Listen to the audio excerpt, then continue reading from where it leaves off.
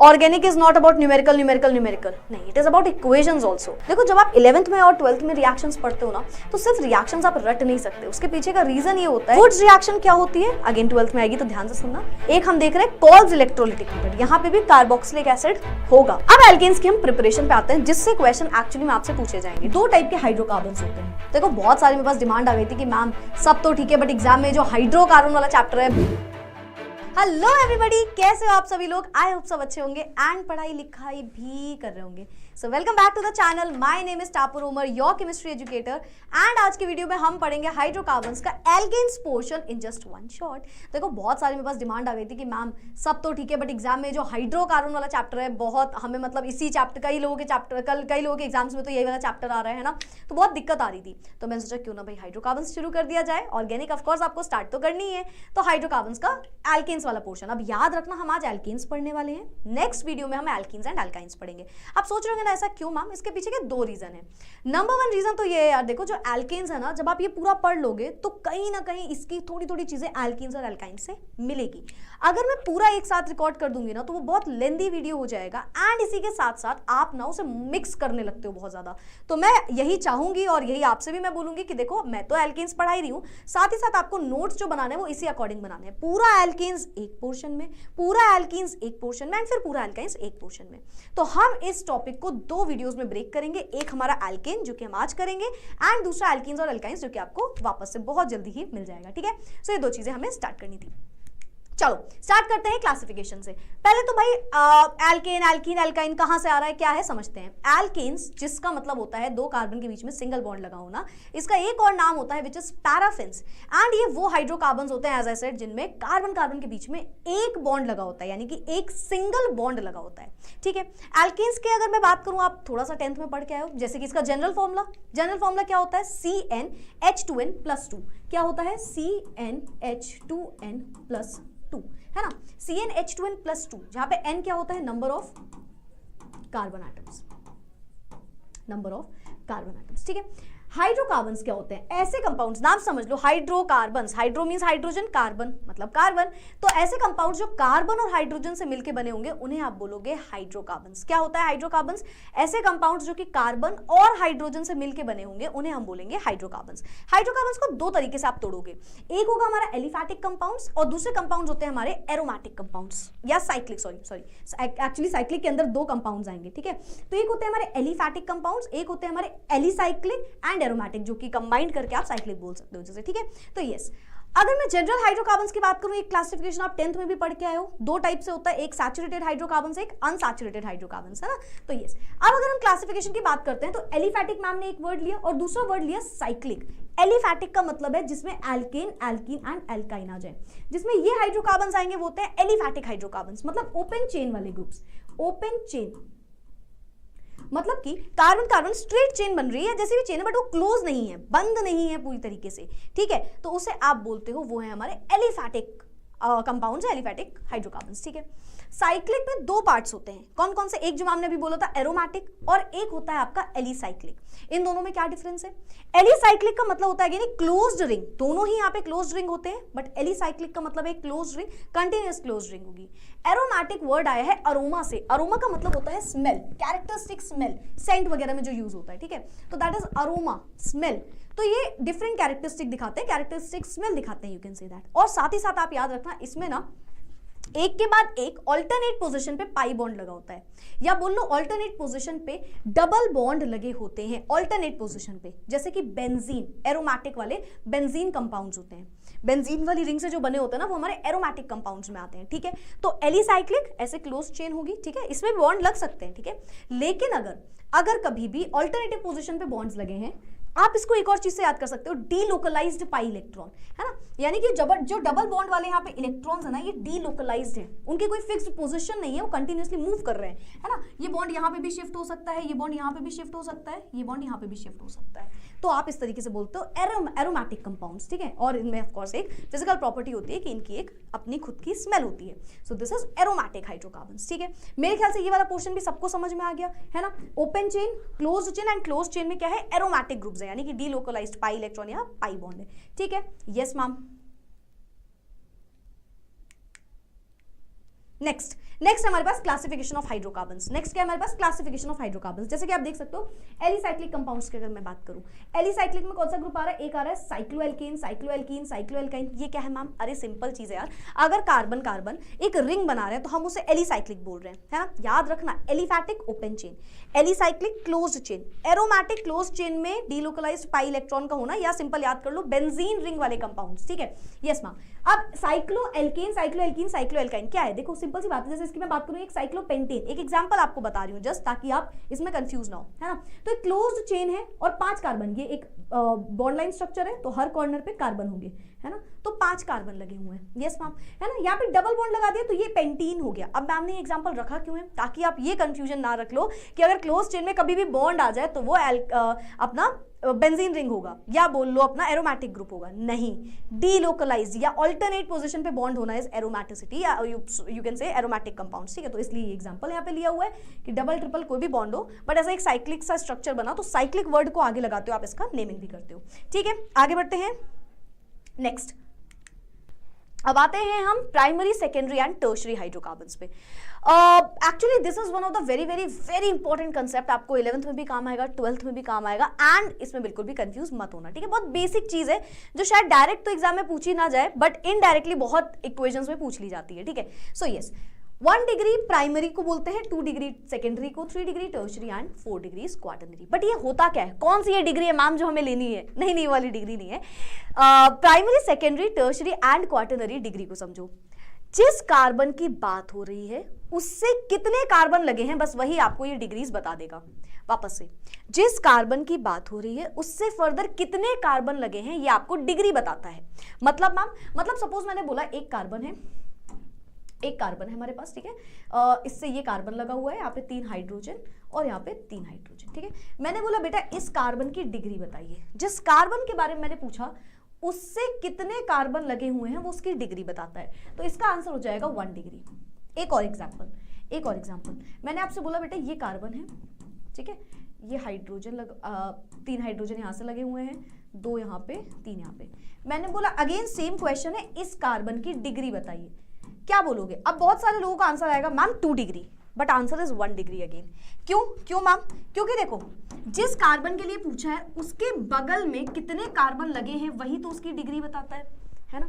ये 1 डिग्री क्यों है? क्योंकि जिस कार्बन के बारे में मैंने पूछा उसके बगल में केवल एक ही कार्बन लगा हुआ है, मैम उसके बगल में एक और तो है, बट वो इससे कनेक्टेड है, जिसके बारे में बात हो रही है वो कार्बन कितने कार्बन से लगा हुआ है वो आपको उसकी डिग्री बताएगा। Are you getting my point? ये 1 डिग्री ही कहलाएगा, ठीक है? अगर इसके इस साइड मैम हम एक कार्बन लगा देते तो फिर ये 2 डिग्री हो जाता।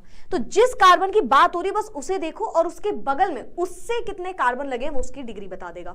वो वाला कार्बन इस कार्बन से ना लगते हुए इस वाले कार्बन से लगा हुआ है, दैट इज द रीजन हमने उसे उसकी डिग्री में काउंट ही नहीं किया।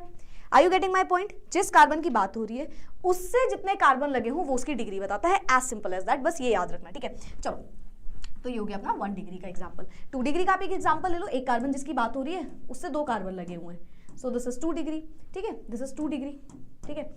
एक कार्बन से अगर 3 कार्बन लग गए, दिस इज 3 डिग्री। इस कार्बन की अगर मैं बात करूं दिस इज 3 डिग्री, इसकी बात करूं इट इज 2 डिग्री, है ना? एक कार्बन से 4 कार्बन लग गए तो ये वाले कार्बन की डिग्री हो गई 4 डिग्री।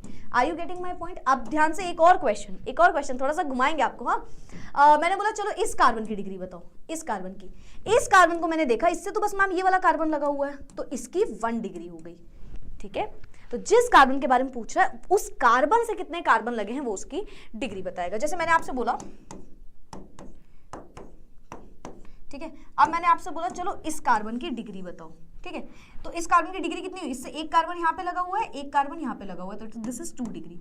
अब आते हैं अल्काइल ग्रुप पे। अल्काइल ग्रुप को आप R से डिनोट करते हो और अल्काइल होता क्या है? किसी भी एल्केन में से एक हाइड्रोजन हटा दो तो वो अल्काइल बन जाएगा, ठीक है?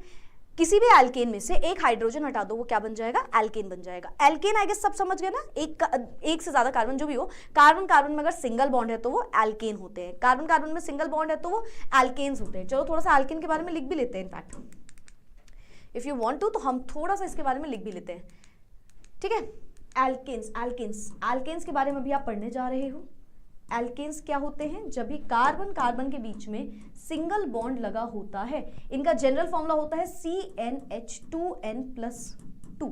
यहाँ पे n क्या होता है, number of carbon atoms, n is number of carbon atoms, ठीक है, n is number of carbon atoms, CnH2n+2, n क्या है, नंबर ऑफ कार्बन, ठीक है। तो ये होता है अपने एल्केन्स के बारे में, पैराफिन्स आप इसको बोलते हो, ठीक है। Yes ma'am. अभी देखो एल्केन में से आपने कोई भी एल्केन ले लिया, कोई भी एल्केन ले लिया, सपोज मैंने ले लिया CH4 मीथेन, इसमें से अगर मैंने एक हाइड्रोजन हटा दिया तो ये बन जाएगा CH3। CH3 क्या होता है, ये एक एल्काइल ग्रुप हो गया, जैसे कि मिथाइल, ठीक है, ये हो गया मिथाइल, ठीक है, समझ में आया। अगर मैंने इथेन ले लिया होता, उससे कार्बन हटा दिया होता तो क्या, एक हाइड्रोजन हटा दिया होता तो वो क्या बन जाता, C2H5, वो क्या होता है, इथाइल। तो मीथेन से मिथाइल बनेगा, इथेन से इथाइल बनेगा, प्रोपेन से प्रोपाइल बनेगा, एंड सो ऑन, ब्यूटेन से ब्यूटाइल एंड सो ऑन। तो बहुत सारे अल्काइल ग्रुप्स आप बना सकते हो। सिंपल आपको करना है एक एल्केन से हाइड्रोजन को बाहर, ठीक है। अब आते हैं नॉमेनक्लेचर पे। देखो वैसे तो नॉमेनक्लेचर कुछ बाएं हाथ का खेल नहीं होता है, टू बी वेरी ऑनेस्ट। मतलब अगर नॉमेनक्लेचर के आपने कुछ चीजें जान ली ना तो आपको कभी भी बहुत ज्यादा समझने की जरूरत नहीं पड़ेगी, हमेशा करेक्ट आंसर लिख के आओगे। लेकिन अगर आप सोचो कि नॉमेनक्लेचर ऐसे ऊपर ऊपर से पढ़ने आ जाएगा तो वो नहीं आता है। एंड मैं नॉमेनक्लेचर पे एक सेपरेट वीडियो भी बनाऊंगी जो कि मैक्स टू मैक्स 20 या 30, बहुत मैक्सिमम 20-30 मिनट्स की होगी, और वो बहुत रिक्वायर्ड है आप सभी के लिए। आई नो दैट, वो चाहे आप 11th में हो, चाहे आप इवन 10th में हो, चाहे आप 12th में हो, उसकी रिक्वायरमेंट होती ही होती है। यहाँ पे हम थोड़ा सा जानेंगे नॉमेनक्लेचर होता क्या है। पहली चीज, नॉमेनक्लेचर का मतलब होता है नामकरण। नामकरण करने के लिए रूल्स होते हैं। एक्चुअली देखो, जब भी मैं बोलूँ तुम्हारा नाम क्या है, तो सपोज मेरा नाम, मेरा तो खैर खराब ही है, तो सपोज आपने बोला मैम आपका नाम क्या है, मैंने बोला टापुर, ठीक है। अब या ऐसे नहीं, सिंपल सी बात समझते हैं। मान लो कोई राज है हमारी क्लास में, ठीक है, राज, ठीक है, तो राज के घर का नाम है राजू। अब जब राजू वाला नाम रखा तो इतना सोचा नहीं होगा मम्मी पापा ने, है ना, वो तो जो बुलाने लगे उसके बेसिस पे नाम हो जाता है ना। जैसे गोलू, छोटू, मोटू, तो इंसान के देखने पे हम जो नाम रखते हैं वो घर वाले नाम होते हैं। फिर एक नाम होता है जो बाहर स्कूल में यूज होता है, मार्कशीट में यूज होता है, आधार कार्ड में यूज होता है ना, तो ये दो नाम होते हैं। सिमिलरली नॉमेनक्लेचर भी दो टाइप से होता है। एक नॉमेनक्लेचर होता है ट्राइवियल सिस्टम से। ट्राइवियल सिस्टम का मतलब होता है ओल्ड फॉर्म ऑफ नेमिंग, कि कंपाउंड कैसा दिख रहा है, क्या है उसमें, क्या उसकी हरकत है। जैसे एरोमेटिक हमने देखा तो वो एरोमा वर्ड से डेराइव हुआ, क्यों, क्योंकि उसमें एक स्पेसिफिक स्मेल आती थी, तो स्मेल की वजह से उसमें अरोमा वर्ड का यूज हो गया। सिमिलरली यहाँ पे होता है, एकदम सेम यहाँ पे होता है कि कुछ वर्ड्स होते हैं जो कि ट्राइवियल से आते हैं, यानी कि ओल्ड फॉर्म से आते हैं, जिनके कोई सर पैर ज्यादा नहीं होते, वो कैसे दिख रहे हैं, किससे बन रहे हैं, या कैसी उनकी जो हरकतें हैं, उसके बेसिस पे उनका नाम हो जाता है, तो ट्राइवियल सिस्टम। एक होता है IUPAC सिस्टम, फुल फॉर्म क्या होता है, international union of pure and applied chemistry. ये IUPAC सिस्टम जो है ये रूल्स के बेसिस पे चलता है।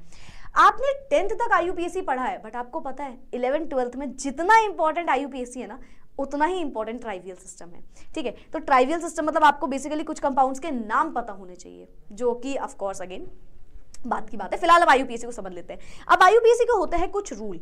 क्या रूल होता है, क्विकली एकदम समझना। सबसे पहले सब्स्टिट्यूट का नाम लिखा करो, फिर रूट वर्ड का नाम लिखा करो, फिर बॉन्ड का नाम लिखा करो, और फिर फंक्शनल ग्रुप का नाम लिखा करो। ये सारे नाम जब आप लिखोगे ये आप विद पोजीशन लिखोगे। आई होप सो सबको सब्स्टिट्यूट्स पता है क्या होते हैं, जैसे कि अल्काइल ग्रुप अभी आपने देखा है ना, मिथाइल, इथाइल, प्रोपाइल। और कौन से सब्स्टिट्यूट्स होते हैं जल्दी से, मैम फ्लोरो, क्लोरो, ब्रोमो, आइडो, ये सारे सब्स्टिट्यूट्स होते हैं। नाइट्रो, है ना। रूट वर्ड क्या होते हैं, meth, eth, prop, but, pent, hex, hept, oct, non, dec. ये क्या बता दिया मैम आपने, जितने भी कार्बन होंगे उसके बेसिस पे रूट वर्ड। एक कार्बन तो मैथ, फिर एथ, प्रोप, ऐसे ही करके 10 कार्बन तक आप याद कर लेना, ठीक है। अब क्या आते हैं बॉन्ड। अगर सिंगल बॉन्ड है तो एन, डबल बॉन्ड है इन, ट्रिपल बॉन्ड है आइन, ये भी हो गया। फंक्शनल ग्रुप, OH लगा है अल्कोहल। ये मैं आपको रिविजन 10th का करा रही हूँ, ठीक है ना, ये जस्ट क्विक समरी दे रही हूँ ना, ये 10th क्लास की है तुम लोगों की, तो आई होप सो आपको पहले से आती भी होगी ये, ठीक है, आती भी होगी और भूल गए तो ये बता रही हूँ मैं इसलिए। एल्डिहाइड क्या होता है, एल्डिहाइड होता है मैम जब एक कार्बन से ऊपर ऑक्सीजन लगा हो और एक साइड हाइड्रोजन लगा हो, दूसरे साइड कार्बन की चेन लगी हो, दिस इज एल्डिहाइड, जिसे आप अल से डिनोट करते हो। कीटोन, जब भी एक कार्बन से ऐसे ऑक्सीजन और दोनों साइड कार्बन की चेन लगी होती है, इसे आप ओन से डिनोट करते हो, ओन, है ना। फिर कार्बोक्सिलिक एसिड आता है, यहाँ पे OH लगा होता है, यहाँ पे कार्बन की चेन लगी होती है, तो इसे आप ओइक एसिड से डिनोट करते हो। तो ये हमारे फंक्शनल ग्रुप हो गए। तो substitute, root word, bond, functional group, इन सबको मिला के बनता है हमारा IUPAC का नोमेनक्लेचर, ठीक है। यस मैम, चलो ये क्विक रिवीजन हो गया। नंबरिंग वगैरह आपको करनी आती होगी बहुत अच्छे से, नहीं आती है, चलो बता देती हूँ।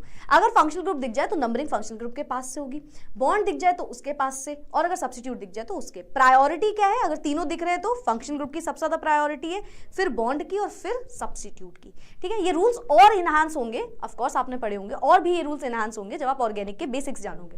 ठीक है, बट फिलहाल आपको हाइड्रोकार्बन्स में सिर्फ एल्केन्स की बात करनी है। चलो अब यहाँ पे हम एक क्वेश्चन का नोमेनक्लेचर करके देखते हैं। जैसे ये क्वेश्चन है, अब देखो आपको जब 10th में क्वेश्चन आते थे तो डायरेक्ट नंबर ऑफ कार्बन ऐसे ही लिख के दे देते थे। यहाँ पे थोड़ा सा बस आपको घुमाएंगे। जैसे इसमें देखो लिखा है CH3 का होल थ्राइस, मतलब 3 CH3 लगे हुए हैं इस कार्बन से। तो हम इसको पहले अरेंज करते हैं। एक कार्बन है, उससे 3 CH3 लगे हुए हैं, 1 2 एंड 3। फिर उसके बाद एक कार्बन था, उससे 3 CH3 लगे, उसके बगल में लगा एक CH2, उसके बगल में एक और कार्बन लगा हुआ है, उस कार्बन से अगेन 3 CH3 लगे हुए हैं, CH3। ठीक है, चलो भाई नोमेनक्लेचर करते हैं। सबसे पहले क्या करते थे हम, ऐसे कंपाउंड हमने देख लिया, पूरा एक ग्रुप देख लिया हमने। ठीक है, हम उसके बाद क्या करते थे, इसमें मेन चेन सेलेक्ट करते थे। यहाँ पे मेन चेन मुझे दिख रही है भाई, ये वाली है ना, मेन चेन दिख गई। Yes ma'am. नंबरिंग करते हैं, कहीं से भी कर लो। देखो सिर्फ सब्स्टिट्यूट ही सब्स्टिट्यूट दिख रहे हैं हमें हर तरफ, है ना, चारों सब्स्टिट्यूट दिख रहे हैं, कहीं से भी कर लो। 1 2 3 4 5। ठीक है, ये हमारे सब्स्टिट्यूट कौन कौन से हैं, ये हमारे 4 सब्स्टिट्यूट दिख रहे हैं। नेमिंग कैसे करते हैं, सबसे पहले मैम ने बोला सब्स्टिट्यूट का नाम लिखो, है ना। यहाँ पे कौन कौन सा सब्स्टिट्यूट है मैम, ये मिथाइल वाला सब्स्टिट्यूट 4 बार लगा हुआ है। कहाँ कहाँ पे लगा है, एक बार 2 पे लगा है मैम, फिर 2 पे लगा है, फिर 4 पे लगा है, फिर 4 पे लगा है। कितनी बार हो गया, 4 बार, यानी कि टेट्रा वर्ड का यूज करेंगे हम। टेट्रा प्रीफिक्स आएगा, टेट्रा। कितने मिथाइल है, 4 मिथाइल है। कहाँ कहाँ पे लगे, विद पोजीशन लिखते हैं, 2,2,4,4 टेट्रा मिथाइल। कितने हैं, 5 है मैम। पेंट, बॉन्ड सब में सिंगल है तो एन, तो 2,2,4,4 tetra methyl pentane will be it's answer. Next question देखिए, CH3 होल ट्वाइस, मतलब एक कार्बन है उससे 2 CH3 लगे हुए हैं, 1 2। फिर उसके बाद मैम एक इसी कार्बन से 2 C2H5 लगे हुए हैं, C2H5 एंड वापस इसी से लगा हुआ है C2H5, है ना। क्या हम C2H5 को CH2 CH3 बोल सकते हैं, सोचो। C2H5 को अगर मैं तोड़ूं तो हम इसे CH2 CH3 बोल सकते हैं मैम, बोल तो सकते हैं, बट तोड़ना ही क्यों, ऐसे ही लिखा रहने दो ना आप। मैं सिर्फ इसलिए बता रही हूँ ताकि आप गलती ना करो। देखो मुझे तो पता है, आप अगर समझ पा रहे हो तो आपको दिख गया होगा ये मेन चेन है ना। और ये भी समझ गए, यहाँ पे 2 कार्बन है तो 1 और 2 यहीं पे नंबरिंग होगी, फिर तीसरा यहाँ पे आएगा, फिर चौथा और एक और यहाँ पे है, तो 5 कार्बन। तो ओवरऑल मैंने तो देख लिया, बट अगर आप कंफ्यूज ना हो इसलिए कभी भी C2H5 लगा है ना, तो आप उसे तोड़ लो ताकि आप इसे 1 और 2 करके नंबरिंग दे पाओ, ताकि आपको पता हो यहाँ पे 2 कार्बन है तो इसको 2 नंबर दिए गए हैं। ठीक है, तो इस बेसिस पे अगर आप देखोगे तो आप इसे ब्रेक कर लो, दैट वुड बी बेटर। तो यहाँ पे लिख दो CH3 CH2, क्या क्या क्या लिखना है भाई, CH2 CH3, और इसे भी ब्रेक करके लिख दो CH2 CH3। अब आपको चीजें क्लियर हो गई होंगी, ये दिख गई हमें मेन चेन। ठीक है, नंबरिंग कर लो आप, कहीं से भी करो, 3 पे ही आ रहा है तो 1 2 3 4 5। क्या आ गया नाम, सब्स्टिट्यूट लिखो। 3 पे 2 बार मिथाइल लगे हुए हैं, 3 पे क्या लगे हैं, 2 बार मिथाइल लगे हुए हैं। 3,3 पे 2 बार मिथाइल लगे, यानी कि डाइमिथाइल। ठीक है, ऐसा हो गया। रूट वर्ड क्या है, रूट वर्ड क्या है, 5 कार्बन है, पेंट, बॉन्ड सब में सिंगल है, एन। ठीक है, तो 3,3 डाइमिथाइल पेंटेन। और भी नोमेनक्लेचर हो सकता है, एज आई सेड नोमेनक्लेचर पे मैं एक सेपरेट वीडियो जरूर बनाऊंगी। वो ऑफ कोर्स हाइड्रोकार्बन्स का एक पोर्शन तो नहीं है कि पूरा हाइड्रोकार्बन्स मैम एल्केन करा रहे हो उसका भी कहीं और, नहीं ऐसा नहीं है। बेसिक तो आप ये जान लो। और बेसिक हाइड्रोकार्बन्स में क्या होता है कि आपको नोमेनक्लेचर वो नहीं, नोमेनक्लेचर आपको केमिस्ट्री जो ऑर्गेनिक केमिस्ट्री अभी आप पढ़ोगे उसमें इंपॉर्टेंट है। ठीक है, यहाँ पे सिर्फ आपको एल्केन्स का करना है, फिर आपको अलग से एल्कीन्स का करना है, फिर अलग से एल्काइंस का करना है। बाकी जो फंक्शनल ग्रुप बहुत सारे आ जाएंगे तो उसके बेसिस पे जो नोमेनक्लेचर है वो मैं कह रही हूँ कि उसका एक सेपरेट वीडियो भी आपको जरूर मिल जाएगा। इसमें आपको सिर्फ इतना ही रिक्वायरमेंट होता है कि एन, इन और आइन वाले कंपाउंड्स को आप नेमिंग कर पाओ। सो यस, तो इस तरीके से आप IUPAC करते हो। चलो अब एल्केन्स की हम प्रिपरेशन पे आते हैं, जिससे क्वेश्चन एक्चुअली में आपसे पूछे जाएंगे। ठीक है, प्रिपरेशन की अगर हम बात करें, 3 तरीके से प्रिपरेशन इसकी हो सकती है, एज यू कैन सी। एक होता है अनसैचुरेटेड हाइड्रोकार्बन से, एक होता है अल्काइल हैलाइड से, एक होता है कार्बोक्सिलिक एसिड से। अनसैचुरेटेड का मतलब भी समझ लो, यहीं पे 2 टाइप के हाइड्रोकार्बन्स होते हैं।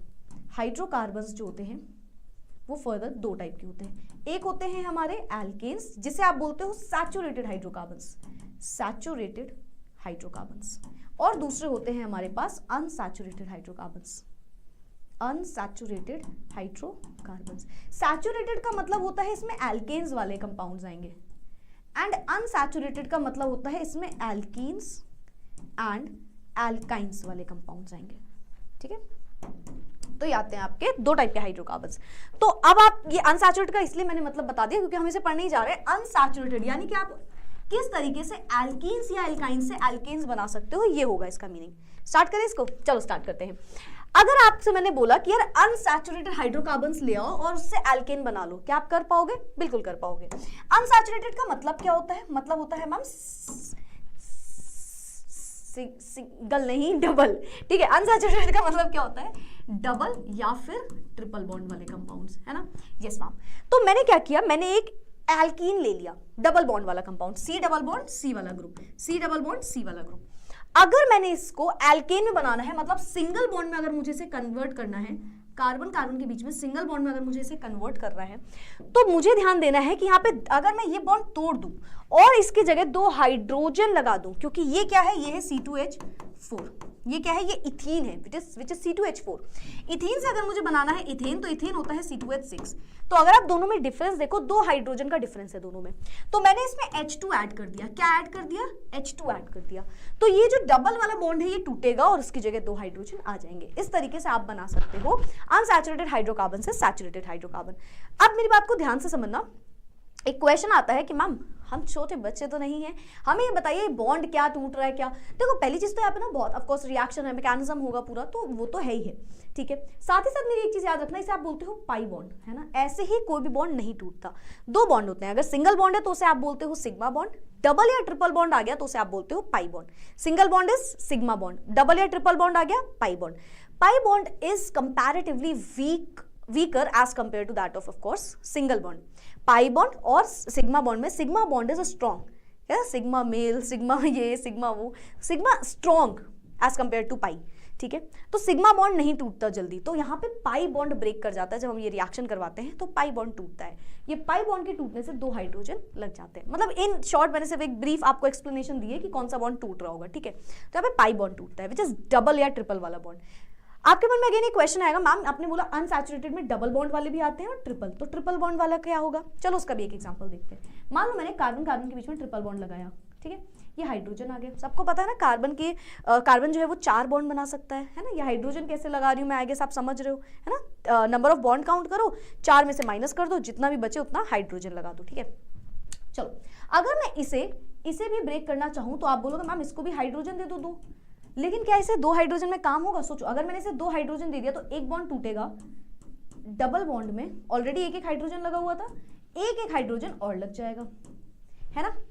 ध्यान से देखो, यही होगा। Yes ma'am. अब वापस से मुझे फर्दर इसे H2 देना पड़ेगा। अब ये बनेगा 6 कार्बन वाला ग्रुप, 6 हाइड्रोजन वाला group. Are you getting my point? अब सुनना मेरी बात ध्यान से। यहां से अगर आपको डायरेक्ट यहां पे पहुंचना है तो आपको क्या करना है, आपको 2H2 और 2H2 यानी कि आपको ओवरऑल 2 टाइम्स ऑफ H2 यानी कि 4 हाइड्रोजन देने पड़ेंगे। समझ रहे हो बात को? अगर आपने डबल बॉन्ड से सिंगल बॉन्ड बनाना है तो आप 2 हाइड्रोजन दे दो, और अगर आपको ट्रिपल बॉन्ड से सिंगल बॉन्ड बनाना है तो आपको 2 टाइम्स ऑफ H2 यानी कि टोटल 4 हाइड्रोजन देने पड़ेंगे, ठीक है। ऑफ कोर्स आप उसके मॉलिक्यूलर फॉर्मूले से ये बात समझ सकते हो। अब आते हैं अनसैचुरेटेड में, थोड़ा समझते हैं। हाइड्रोजन गैस को हमने ऐड किया। ये जब आप हाइड्रोजन गैस को ऐड कर रहे हो ना, तो एक क्वेश्चन आता है कि मैम ये इतनी जल्दी बॉन्ड तोड़ के सब कुछ कैसा हो रहा है, क्यों हो रहा है? क्योंकि हम यहाँ पे कैटलिस्ट भी यूज कर रहे थे, ठीक है। कैटलिस्ट सबको पता है रेट ऑफ रिएक्शन को बढ़ाता है without taking part in it.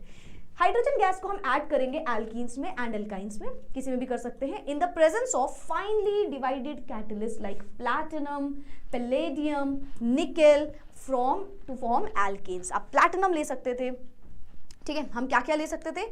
हम यहाँ पे प्लैटिनम ले सकते थे, पैलेडियम ले सकते थे, ठीक है, पैलेडियम ले सकते थे, निकेल ले सकते थे, ठीक है। तो इसका आपको कैटलिस्ट का यहाँ पे यूज करना पड़ता है। यही कैटलिस्ट यहाँ पे फर्दर ये रिएक्शन प्रोसीड करवाता है। इस प्रोसेस को आप हाइड्रोजनेशन बोलते हो। हाइड्रोजनेशन के नाम से क्या समझते हो? हाइड्रोजन और एशन से होता है एडिशन। तो addition of hydrogen is hydrogenation. तो अगर आपको एल्कीन या एल्काइन से एल्केन बनाना है तो आपको हाइड्रोजनेशन कराना है, मतलब आपको हाइड्रोजन का एडिशन कराना है। आगे बढ़ते हैं, एल्केन्स की प्रिपरेशन करेंगे हम एल्काइल हैलाइड से। What do you understand by alkyl halide? Ma'am halide मतलब हैलोजन, है ना, जैसे कि फ्लोरीन, क्लोरीन, ब्रोमीन, आयोडीन, है ना। एल्काइल मतलब वो R वाला ग्रुप है ना, CH3 मिथाइल, इथाइल, प्रोपाइल, ये सब अपने एल्काइल होते हैं। तो एल्काइल हैलाइड से मतलब ऐसा ग्रुप जिसमें एल्काइल और हैलाइड है, जैसे अगर मैं बोलूं CH3Cl, तो ये एक एल्काइल हैलाइड है, इसमें एक एल्काइल ग्रुप है और एक हैलोजन ग्रुप है। तो एल्काइल हैलाइड से दो तरीका होता है, या तो आप एल्काइल हैलाइड से रिडक्शन करा दो या तो आप वुड्स रिएक्शन कर लो। दोनों में से कुछ नहीं समझ में आया ना, चलो समझते हैं दोनों को। सबसे पहले आते हैं reduction of alkyl halide. Reduction का मतलब क्या जानते हो मैम? रिडक्शन हमने पढ़ा हुआ है, रिडॉक्स आपने करा दिया है ना।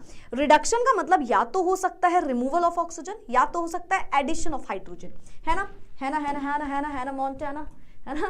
तो रिडक्शन का क्या मतलब हो सकता है? या तो एडिशन ऑफ हाइड्रोजन या फिर रिमूवल ऑफ ऑक्सीजन, ठीक है, इनमें से कुछ भी ले लो आप। चलो समझते हैं हम। अगर मैंने CH3Cl ले लिया, क्या ले लिया मैंने ले लिया भाई CH3Cl, ठीक है, ठीक है, ठीक है। क्या ले लिया हमने ले लिया CH3Cl, ठीक है। इसमें मैं ऐसे ना, यहाँ पे मुझे मजा नहीं आती, एज यू नो ना, स्लाइड पढ़ के वैसे वो मजा नहीं आती। चलो करते हैं लिख के, CH3Cl ये एक एल्काइल हैलाइड है। हमें एल्काइल हैलाइड जब करते हैं तो हम रिडक्शन से कर सकते हैं, एडिशन ऑफ हाइड्रोजन। तो मैंने यहाँ पे 2 टाइम्स ऑफ H2 जोड़ दिया, ठीक है, मैंने यहाँ पे 2 टाइम्स ऑफ H2 जोड़ दिया। ये जोड़ने के बाद इन the presence of zinc and hydrochloric acid, in the presence of zinc and HCl, ठीक है, HCl बोल लो या जिसमें से H प्लस निकल रहा हो उस कंपाउंड को। H प्लस किससे निकलता है? एसिड से, तो कोई एसिड ले लिया बेसिकली, ठीक है। अब देखो यहाँ पे पता है क्या होता है, मैं तरीका समझाती हूँ, मैकेनिज्म क्या है यहाँ पे। ये जो मेटल है ये इसे ब्रेक करेगा, हाइड्रोजन हाइड्रोजन के बॉन्ड को तोड़ेगा, हाइड्रोजन हाइड्रोजन के बॉन्ड को तोड़ेगा, और यहाँ पे ये CH3Cl के बॉन्ड टूटेगा। CH3Cl में से Cl नेगेटिव ये पॉजिटिव हो जाता है, ठीक है। यहाँ पे एक पॉजिटिव और एक नेगेटिव हो जाएगा, पॉजिटिव वाला नेगेटिव के साथ, नेगेटिव वाला पॉजिटिव के साथ। तो एक CH3 से एक H मिल गया तो CH4 हो गया, और एक हाइड्रोजन क्लोरीन से मिलके HCl हो गया, ठीक है। तो यहाँ पे आपने क्या किया, आपने CH4 और HCl बना लिया। यहाँ पे आप लिख लो in the presence of acid, acid या H प्लस लिख लो, हाइड्रोजन आयन, ठीक है, zinc in the presence of H plus ion. तो यहाँ पे ये रिएक्शन होगी। अब आप कोई भी ग्रुप ले लो, सेम ही रिएक्शन होगी, चाहे आप एल्काइल में कोई भी ग्रुप उठाओ, मिथाइल, इथाइल, प्रोपाइल, कोई भी ले लो, ठीक है। जैसे यहाँ पे मैंने ले लिया C3H8Cl, ठीक है, H2 को ऐड कर दिया, ठीक है। क्या होगा यहाँ पे? C2H8, सॉरी C2H8, ठीक है। C2H, देखो बेसिकली आप ग्रुप लो, आप ये मत देखो, आप बोलो C2। अगर 2 वाला ग्रुप है तो क्या हो जाएगा? 2 वाला ग्रुप है तो 3 2 6 और +1 7। ये कैसे आया मैम? एल्काइल ग्रुप का फॉर्मूला क्या होता है? एल्काइल होता है CnH2n +1 एल्काइल। क्यों? क्योंकि एल्केन क्या होता है? CnH2n +2। तो एल्केन में से एक हाइड्रोजन हटा के तो एल्काइल आ रहा है ना, तो मैंने यहाँ पे जैसे मैंने इथेन में से एक हाइड्रोजन हटा दिया तो वो क्या हो जाएगा? C2H7, है ना, इथाइल, सॉरी हाँ, इथेन में से एक हाइड्रोजन हटा दिया तो वो बन गया इथाइल, C2H7 इज इथाइल, ठीक है। तो हमने C2H7Cl ले लिया। अब मैंने मान लो इसमें ये रिएक्शन करी तो क्या बन जाएगा? C2H8 बन जाएगा और HCl बन जाएगा। तो बेसिकली कुछ नहीं, एक हाइड्रोजन इसे दे दो, एक हाइड्रोजन इसे दे दो, दिस इज योर आंसर, ठीक है। सो यस, हो गया। 2 2 4 5, ये C3H7 होगा। सॉरी भाई, मैं सोच रही हूँ कि मैं बोल रही हूँ, गलत नहीं करना भाई, ये C3H7 होगा, ये C3H8 होगा। In short CnH2n +2 and CnH2n +1 है, ठीक है। तो इसे एक बार करेक्ट कर लेना। दिस इज C3H7 में अगर आप C3H7Cl लेते हो विच इज प्रोपाइल, ठीक है। इथाइल क्या होता है? Ethyl is C2H5 is ethyl, ठीक है। तो इसे करेक्ट कर लेना एक बार। सो यस, बाकी इस तरीके से अब आप कोई भी ग्रुप उठा लो, बेसिकली आप रिएक्शन समझ गए हो क्या हो रहा है, रिएक्शन समझे ना क्या हो रहा है। आपने कोई एल्काइल हैलाइड लिया, मतलब एक ऐसा एल्काइल ग्रुप जिसमें कोई हैलोजन लगा हुआ है, अगर आपने उसमें हाइड्रोजन ऐड किया, और हाइड्रोजन ऐड करने को यहाँ पर रिडक्शन बोलेंगे। क्या करा? रिडक्शन करा, क्योंकि H2 जो है आपने उसको ऐड किया, एंड ये ऐड करा आपने इन the presence of zinc and H plus ion. तो यहाँ पे क्या हुआ? ये जो H2 है, ये जो हाइड्रोजन का बॉन्ड है, ये टूट जाता है इसमें।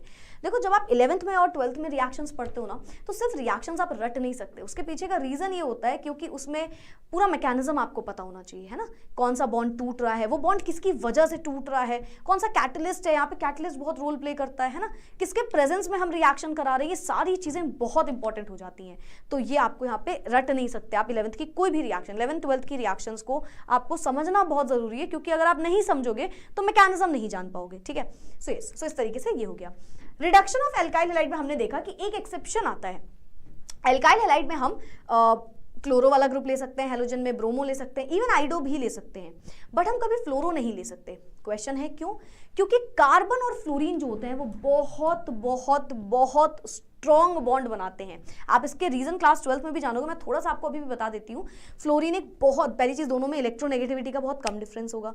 साथ ही साथ फ्लोरीन जो है वो एक बहुत छोटा एटम है, इतना छोटा एटम है कि जब ये बॉन्ड बनाता है ना तो ये बहुत स्ट्रॉन्ग बॉन्ड बना लेता है कार्बन से। दोनों छोटे छोटे से एटम, बहुत स्ट्रॉन्ग बॉन्ड, छोटे एटम होने से बॉन्ड स्ट्रॉन्ग होता है, सबको पता ही होगा, है ना? नहीं पता? चलो समझ लो थोड़ा सा।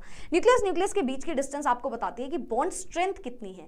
कार्बन और फ्लोरीन इतने छोटे एटम्स है कि दोनों बहुत पास आके बॉन्ड बनाएंगे, यानी कि दोनों के न्यूक्लियस से सेंटर ऑफ न्यूक्लियस और दूसरे में न्यूक्लियस के सेंटर की डिस्टेंस बहुत छोटी होगी, जिसकी वजह से उस बॉन्ड को तोड़ना बहुत मुश्किल हो जाता है। तो ये बहुत बहुत बहुत बहुत स्ट्रॉन्ग बॉन्ड बनाते हैं, and this is the only reason. Even आप स्वार्ट्ज रिएक्शन पढ़ोगे क्लास 12 में, जो कि ऑलमोस्ट इकलौती रिएक्शन है पूरे के पूरे केमिस्ट्री क्लास 12 में, फ्लोरीन की केवल 2 ही रिएक्शन पढ़ोगे, एक स्वार्ट्ज रिएक्शन पढ़ोगे और एक आप एरोमेटिक वाले ग्रुप्स में पढ़ोगे, तो केवल 2 ही रिएक्शन है, क्योंकि ये बहुत ही ज्यादा एक्सप्लोसिव रिएक्शन हो जाएगी।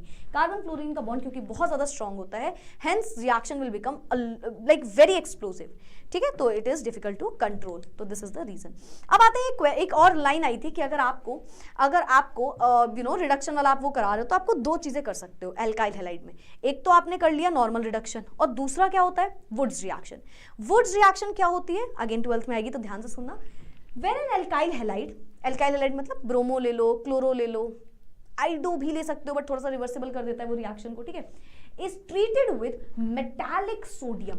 ये जो रिएक्शन है, अगर आप ये बोलते हैं कि अगर आपने एल्काइल हैलाइड को सोडियम से, किससे? सोडियम के मेटल से पास कराया in the presence of dry ethereal solution, symmetrical alkane containing twice the number of carbon atoms present in the alkyl group is obtained. क्या है मैम इसका मतलब? अभी रिएक्शन समझेंगे। Use for the preparation of higher alkanes containing even number of carbon atoms. Question कर लो पहले एक इक्वेशन, फिर समझाऊंगी मैं इसको। अगर आपने कभी भी कोई भी ऐसा ग्रुप ले लिया एल्काइल हैलाइड, है ना, हैलोजन और एल्काइल ग्रुप वाला, एंड आपने 2 टाइम्स इसका लेने के बाद आपने इसमें ऐड करा दिया सोडियम मेटल। क्या ऐड करा हमने इसमें? सोडियम मेटल ऐड कर दिया। क्या ऐड किया हमने इसमें? सोडियम मेटल ऐड कर दिया। तो इस रिएक्शन को कुछ ऐसे ही आपको याद भी करना है। कैसे याद करना है? कि अगर मैंने RX को रिएक्ट कराया सोडियम से, हमें 2 टाइम्स ऑफ RX लेना है। RX समझ रहे हो क्या होता है? RX समझ रहे हो? R मतलब alkyl group CH3 C2H5, X मतलब halogen group chlorine bromine iodine. Fluoro नहीं लेना, हाँ, फ्लोरो वाला एज ए सेट थोड़ी सी दिक्कत करेगा। तो ये रिएक्शन में इतना ग्रुप बाहर निकलता है, इसे बल्कि आप ऐसे उल्टा ड्रॉ कर लो, X + R, ठीक है? तो ये जो ग्रुप है ये बाहर निकलेगा, मतलब सोडियम जो है वो किसके साथ बाहर निकल रहा है? 2 हैलोजन के साथ। तो 2 टाइम्स ऑफ सोडियम को आप लोगे और वो 2 हैलोजन को पकड़ लेगा। जैसे कि सपोज मैंने क्लोरीन ले लिया, है ना, सपोज मैंने क्लोरीन ले लिया, तो सोडियम ने 2 क्लोरीन को उठाया, 2 टाइम्स ऑफ NaCl बना दिया, और बचे हुए R और R को आपस में जोड़ दिया। अब अगर 2 एल्काइल ग्रुप मिल गए, सपोज एल्काइल ग्रुप क्या हो सकता है? जैसे मैंने एक एग्जांपल से ही समझ लेते हैं ना, हम इसे कॉम्प्लेक्स नहीं करते हैं, एक एग्जांपल समझते हैं। मैंने ले लिया CH3Cl plus 2 times of Na plus CH3Cl या ClCH3 लिख लो, चलो ठीक है। अब इतना तो ग्रुप बाहर निकल जाएगा हमारा। ये क्या बन गया? 2 टाइम्स ऑफ NaCl। CH3 आपस में जुड़ के क्या बना देंगे? C2H6 बना देंगे। क्या बना देंगे? C2H6 बना देंगे ना, 2 कार्बन और 6 हाइड्रोजन। C2H6 क्या होता है? इथेन होता है। तो यहाँ पे भी हमें एक एल्केन मिल गया। तो कैसे मिला? ईथर के, इन the presence of ether, in the presence of dry ether, है ना, उसमें बिल्कुल भी वाटर मॉलिक्यूल या मॉइस्चर नहीं होना चाहिए। अगर हमने ड्राई ईथर की प्रेजेंस में एल्काइल हैलाइड को रिएक्शन में सोडियम ऐड कर दिया तो हमें एल्केन मिल जाता है, हायर एल्केन मिलेगा, और देख रहे हो आप इवन नंबर ऑफ एल्केन्स मिल जाएंगे, ठीक है, इवन नंबर ऑफ एल्केन्स आपको मिल जाएंगे। तो ये दोनों लाइंस आपको याद भी करनी, मतलब दोनों लाइंस आपको समझनी भी पड़ेंगी। क्या लिखा था? used for the preparation of higher alkenes, है ना, ज्यादा नंबर ऑफ एल्केन्स, कार्बन वाले alkanes containing even number of carbon atoms, है ना। ऑड नंबर वाले में मल्टीपल प्रोडक्ट्स बनने लगते हैं, ऑड नंबर वाले में ये पॉसिबल नहीं होता क्योंकि मल्टीपल प्रोडक्ट्स बनने लगते हैं, जिसकी वजह से हमारी रिएक्शन बहुत खराब हो जाती है, ठीक है। तो जैसे आप कोई भी ग्रुप ले लो, मिथाइल ब्रोमाइड ले लिया हमने, ठीक है, 2 टाइम्स ऑफ सोडियम एंड ये, तो क्या हुआ होगा? क्या हुआ होगा? सोडियम ने दोनों ब्रोमीन को पकड़ लिया होगा, तो NaBr बन गया होगा 2 टाइम्स। बचे हुए ग्रुप आपस में जुड़ जाएंगे तो हमारा एल्केन बन जाएगा। किसके प्रेजेंस में हो रहा है? Dry ether. इसको लिखना मत भूलना। आगे बढ़ते हैं, प्रिपरेशन ऑफ एल्केन्स अब की करेंगे हम कार्बोक्सिलिक एसिड से। कार्बोक्सिलिक एसिड्स कौन से ग्रुप होते हैं? COOH COH वाले ग्रुप, ये वाले ग्रुप से अब हम प्रिपरेशन करेंगे। इसके मेथड से अगर आप करते हो तो दो रिएक्शन आपके पास होती हैं, एक होता है डीकार्बोक्सिलेशन और एक होता है कॉल्ब्स इलेक्ट्रोलिटिक मेथड। समझे दोनों को? चलो समझते हैं। डीकार्बोक्सिलेशन का मतलब पहले जानेंगे। डी मतलब रिमूवल, डी मतलब रिमूवल। कार्बोक्सिलिक एसिड, कार्बोक्सिलेशन मतलब कार्बोक्सिलिक एसिड, डी मतलब रिमूवल, कार्बोक्सिलेशन, कार्बोक्सिलेशन का मतलब आप बोल सकते हो कार्बोक्सिलिक एसिड से तो ऑफ कोर्स हो रहा है, बट रिमूवल किसका होगा? कार्बन डाइऑक्साइड का। तो removal of carbon dioxide is decarboxylation. What is decarboxylation? Removal of carbon dioxide is decarboxylation. अच्छा, मेरे पास हम बहुत सारे मैंने कमेंट्स पढ़े हुए हैं कि मैम हमें क्वेश्चंस भी करा देना, क्वेश्चंस भी करा देना। तो मैंने पहले भी आपसे बोला हुआ है कि अगर टॉपिक से रिलेटेड क्वेश्चन है, एज यू कैन सी, चाहे आप कोई भी चैप्टर उठा के देख लो, some basic concepts of chemistry, structure of an atom, कोई भी आप देख लो, अगर मुझे लग रहा है कि वो क्वेश्चन जैसे टॉपिक में न्यूमेरिकल आ रहा है समथिंग, तो मैं आपको उसको बिल्कुल पढ़ा रही हूँ। ऑन दी अदर एंड अगर आप बोल रहे हो मैम अलग से सेपरेट वीडियोस भी ले आओ, तो okay, I will definitely do that. अगर आप बोलोगे तो हम सेपरेट भी रख सकते हैं उसे कि हाँ मैम टॉपिक तो आ गया, आप क्वेश्चंस का एक वीडियो करवा दो। So if you want that you can comment below with in this video, ठीक है? आप बता देना, ठीक है? जैसे देखो ऑर्गेनिक में, टू बी ऑनेस्ट, ऑर्गेनिक में आपको पहले तो ये समझना ही पड़ता है, organic is not about numerical numerical numerical, नहीं, it is about equations also. अगर आप इक्वेशन समझ लोगे तो आप कन्वर्जन सीख जाओगे, आप इक्वेशन समझ लोगे तो आधी चीजें आप समझ लो आपने ऑर्गेनिक की समझ ली। अगर इक्वेशन समझ ली तो, इक्वेशन के मैकेनिज्म समझ लिए तो आधी चीजें आपकी वहीं पे खत्म हो जाती हैं। ऑर्गेनिक इज नॉट अबाउट कि यू नो, ऑर्गेनिक में ऑफ कोर्स न्यूमेरिकल्स तो नहीं आने वाले ना बहुत सारे, तो ऑर्गेनिक में आपको ये सारी चीजें समझनी पड़ेंगी। एंड अगेन ऑर्गेनिक को बहुत ज्यादा लाइटली मत लेना, इट्स अ हम्बल रिक्वेस्ट, क्योंकि कई बार हम ऐसा सोच लेते हैं कि अरे ठीक है हो जाएगा हो जाएगा। अगर आप 11th की ऑर्गेनिक में ध्यान दे लोगे ना तो आपको 12th के भी बहुत से बेसिक्स क्लियर हो जाएंगे, क्योंकि 12th में जाने के बाद ऑर्गेनिक का पोर्शन बहुत वास्ट हो जाता है, 5 चैप्टर सीधे सीधे हो जाते हैं, मतलब हाफ केमिस्ट्री जो है वो ऑर्गेनिक की है 12th में। सो यहाँ के 2 चैप्टर्स आपको वो वहाँ तक समझने में हेल्प करते हैं, तो वहाँ तक ले जाने के लिए आपको जो चीज़ लगेगी वो 11th से पढ़ना स्टार्ट करना पड़ेगा, ठीक है? जैसे बिल्कुल भी लाइटली मत लेना इनकी इक्वेशंस को, इक्वेशन को जितना हो पाए प्रैक्टिस ज़रूर किया करो, ठीक है? चलो वापस आते हैं। डीकार्बोक्सिलेशन का मतलब होता है रिमूवल ऑफ कार्बन डाइऑक्साइड। क्या होगा यहाँ पे? आपको क्या लेना होता है? यहाँ पे आपको लेना होता है सोडा लाइम। सोडा लाइम से क्या समझते हो? देखो जो मैम बोले बस उसको सुनना ध्यान से। सोडा मतलब कुछ नहीं, सिंपल तरीका समझो, नाम में काम वाला समझो। सोडा यहाँ पे सोडियम बता रहा है, ठीक है? लाइम क्या होता है? Quick lime. सोडा लाइम का मतलब है सोडियम का हाइड्रोक्साइड ले लो और क्विक लाइम ले लो, NaOH plus CaO is soda lime basically, ठीक है? तो आपको सोडा लाइम के प्रेजेंस में क्या करना होता है? कार्बोक्सिलिक एसिड का एक सॉल्ट लेके आना होता है। क्या करना होता है ma'am? Sodium salt of carboxylic acid. क्या लेके आओगे आप? सोडियम सॉल्ट लेके आओगे कार्बोक्सिलिक एसिड का। ये क्या होता है मैम? जैसे कि मैंने ले लिया CH3COONA, ये सोडियम का सॉल्ट है कार्बोक्सिलिक एसिड का। कार्बोक्सिलिक एसिड क्या होता है? CH3COOH, जैसे एक एग्जांपल के लिए देखें तो ये एसिटिक एसिड है, अभी तो एक कार्बोक्सिलिक एसिड है ना, तो इसमें से हाइड्रोजन हटा दो और एक मेटल लगा दो तो वो बन जाता है sodium salt of carboxylic acid. क्या बोला मैम ने? अगर आपने हाइड्रोजन हटा दिया उसकी जगह सोडियम लगा दिया तो वो बन जाएगा sodium salt of carboxylic acid. Potassium salt of carboxylic acid, तो कार्बोक्सिलिक एसिड का एक हाइड्रोजन हटाओ और उसमें एक मेटल डाल दो, ठीक है? तो यहाँ पे आप क्या करते हो? सोडियम सॉल्ट लेते हो कार्बोक्सिलिक एसिड का, इसे बहुत स्ट्रांगली आप हीट करते हो सोडा लाइम की प्रेजेंस में। क्या होता है soda lime? Sodium hydroxide plus calcium oxide, lime, so that is soda lime. A molecule of carbon dioxide is split as carbonate and an alkane is formed. तो यहाँ पे decarboxylation में basically होता क्या है कि अगर आप ये रिएक्शन कराओगे, आपने क्या ले लिया? आपने एक कार्बोक्सिलिक एसिड का सॉल्ट ले लिया, आपने एक सोडियम हाइड्रोक्साइड ले लिया। जब भी आप रिएक्शन पढ़ो कोशिश करो आप एल्काइल ग्रुप आगे लगा लगा के याद करो, मतलब ऐसे नहीं कि कहीं पे लिखा है CH3 CH2 COOH तो हमने ऐसे याद किया CH3 CH3 CH3 और एग्जाम में अगर C2H5 आ गया तो हम भूल गए, ऐसा बिल्कुल भी नहीं है। R वाले ग्रुप के टर्म्स में आप हमेशा रिएक्शन लिखा करो, ठीक है? तो कोई भी एल्काइल ग्रुप आगे लगा, कितने भी कार्बन हो सकते हैं मतलब, और COONA लेके अगर मैंने सोडियम हाइड्रोक्साइड जोड़ा इन the presence of quick lime, है ना, इन दोनों को जोड़ के आप बोल रहे हो सोडा लाइम, तो ये बनाएगा एक एल्केन। एक एल्केन कैसे बना मैम?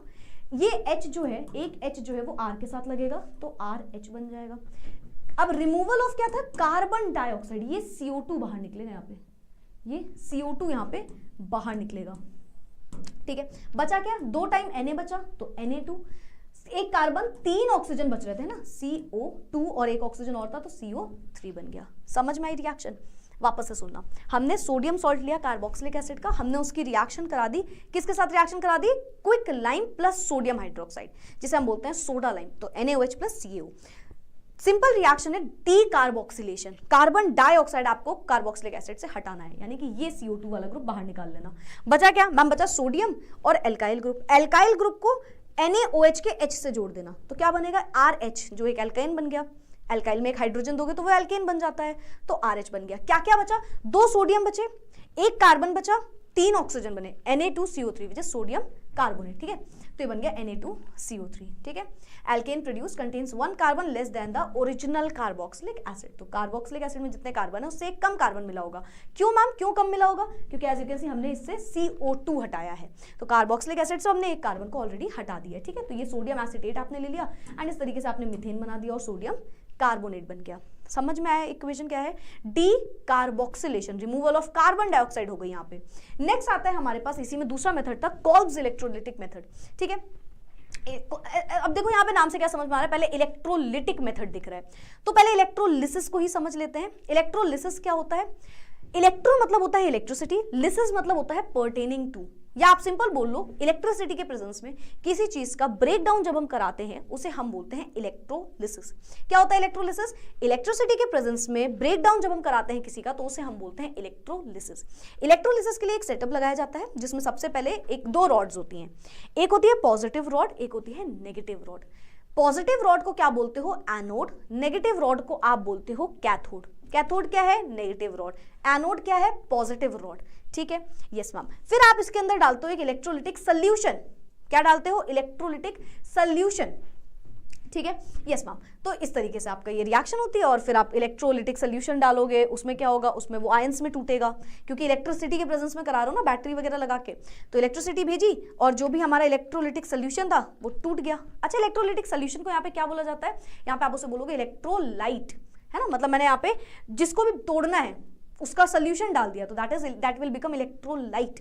ठीक है, तो हमने इलेक्ट्रोलाइट ले लिया, इलेक्ट्रिसिटी उसमें ऑफ कोर्स हमने ऐड करी, तो क्या हुआ? इलेक्ट्रिसिटी हमने यू कैन से भेजी, तो यहाँ पे क्या होगा?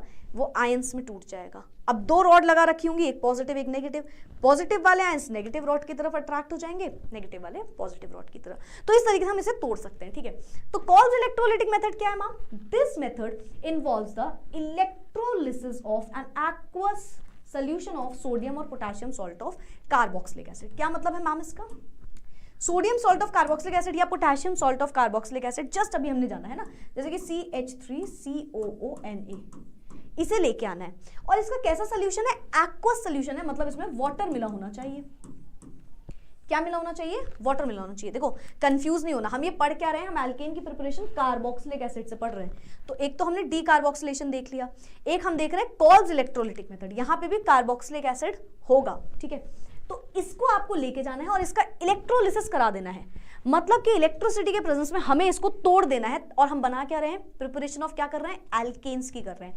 तो इस मेथड में आप यही करोगे, during electrolysis of alkene is obtained. ठीक है, आपको एनोड में यहाँ पे एल्केन मिल जाएगा। मैम एनोड में ही क्यों मिलेगा? अभी हम वो देखेंगे कैसे क्या हो रहा है। ठीक है, विद मैकेनिज्म समझेंगे। फॉर एग्जाम्पल, अगर हमने इलेक्ट्रिक करंट को पास किया through an aqueous solution of ये पूरा अपना group, ethane is obtained at the anode. The process takes place as follows. क्या होगा मैम? यहाँ पे हमने ले लिया CH3COONA, 2 चीजें हमारे पास, aqueous solution of sodium salt of carboxylic acid। aqueous मतलब पानी, तो हमारे पास वाटर है और हमारे पास ये है ना, तो 2 मॉलिक्यूल मैंने सबके ले लिए। पहले मैंने 2 टाइम्स ले लिया अपना sodium salt of carboxylic acid, है ना, CH3COONA, और फिर 2 टाइम्स H2O ले लिया। ठीक है, समझ गए आप? जब मैंने इसे ब्रेक किया, आपको पता है ये कैसे टूटता है? क्या आपने क्लास 10th में एसिड बेसिस सॉल्ट पढ़ा है? मेरे को एक कॉमेंट आया था, यार मेरे को एकदम से याद आ गया, उसने लिखा था, मैम आप ये क्यों बोलते हो, आपको पता है, आप हमें बता दिया करो सीधा। तो इसीलिए ठीक है, आपको पता हो चाहे ना पता हो, चलो मैं बता देती हूँ। आपने एसिड बेसिस सॉल्ट में एक थ्योरी पढ़ी थी बेसिकली कि स्ट्रॉन्ग एसिड क्या होते हैं, वीक एसिड क्या होते हैं, है ना। तो आपने जाना था स्ट्रॉन्ग एसिड मतलब जो कंप्लीटली डिसोशिएट हो जाते हैं, वीक एसिड मतलब जो पार्शियली डिसोशिएट होते हैं, सब कुछ, है ना।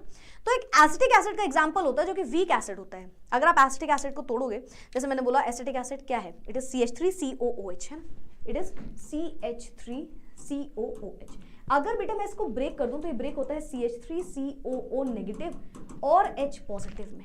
ठीक है, तो यहाँ पे वही है, CH3COOH की जगह क्या आ गया, Na आ गया। तो ये कैसे टूटेगा, CH3COO नेगेटिव और Na पॉजिटिव। ठीक है, वीक एसिड होता है ना, वीक एसिड होता है, पार्शियली हाइड्रोजन बाहर निकलते हैं, पूरे कंप्लीटली नहीं निकलते हैं, है ना।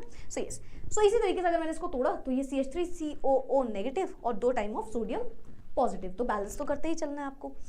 अब देखो एक सिंपल सी ट्रिक याद रखना, CCAA ये क्या है मैम, कैथोड नेगेटिव होता है, कैथोड के पास कैट आयन जाता है, आपको कुछ नहीं सोचना है, मतलब आपको कोई ट्रिक नहीं याद करना, सिंपल याद रखो कैथोड में C है तो उसके पास जो आयन जाएगा वो भी C वाला ही जाएगा, कैट आयन। एनोड A है तो उसके पास A जाएगा, एनायन, ठीक है। और सिंपल तरीका अगर रीजन बताऊं तो क्योंकि एनोड पॉजिटिव है, एनायन नेगेटिव है और opposite charges attract each other.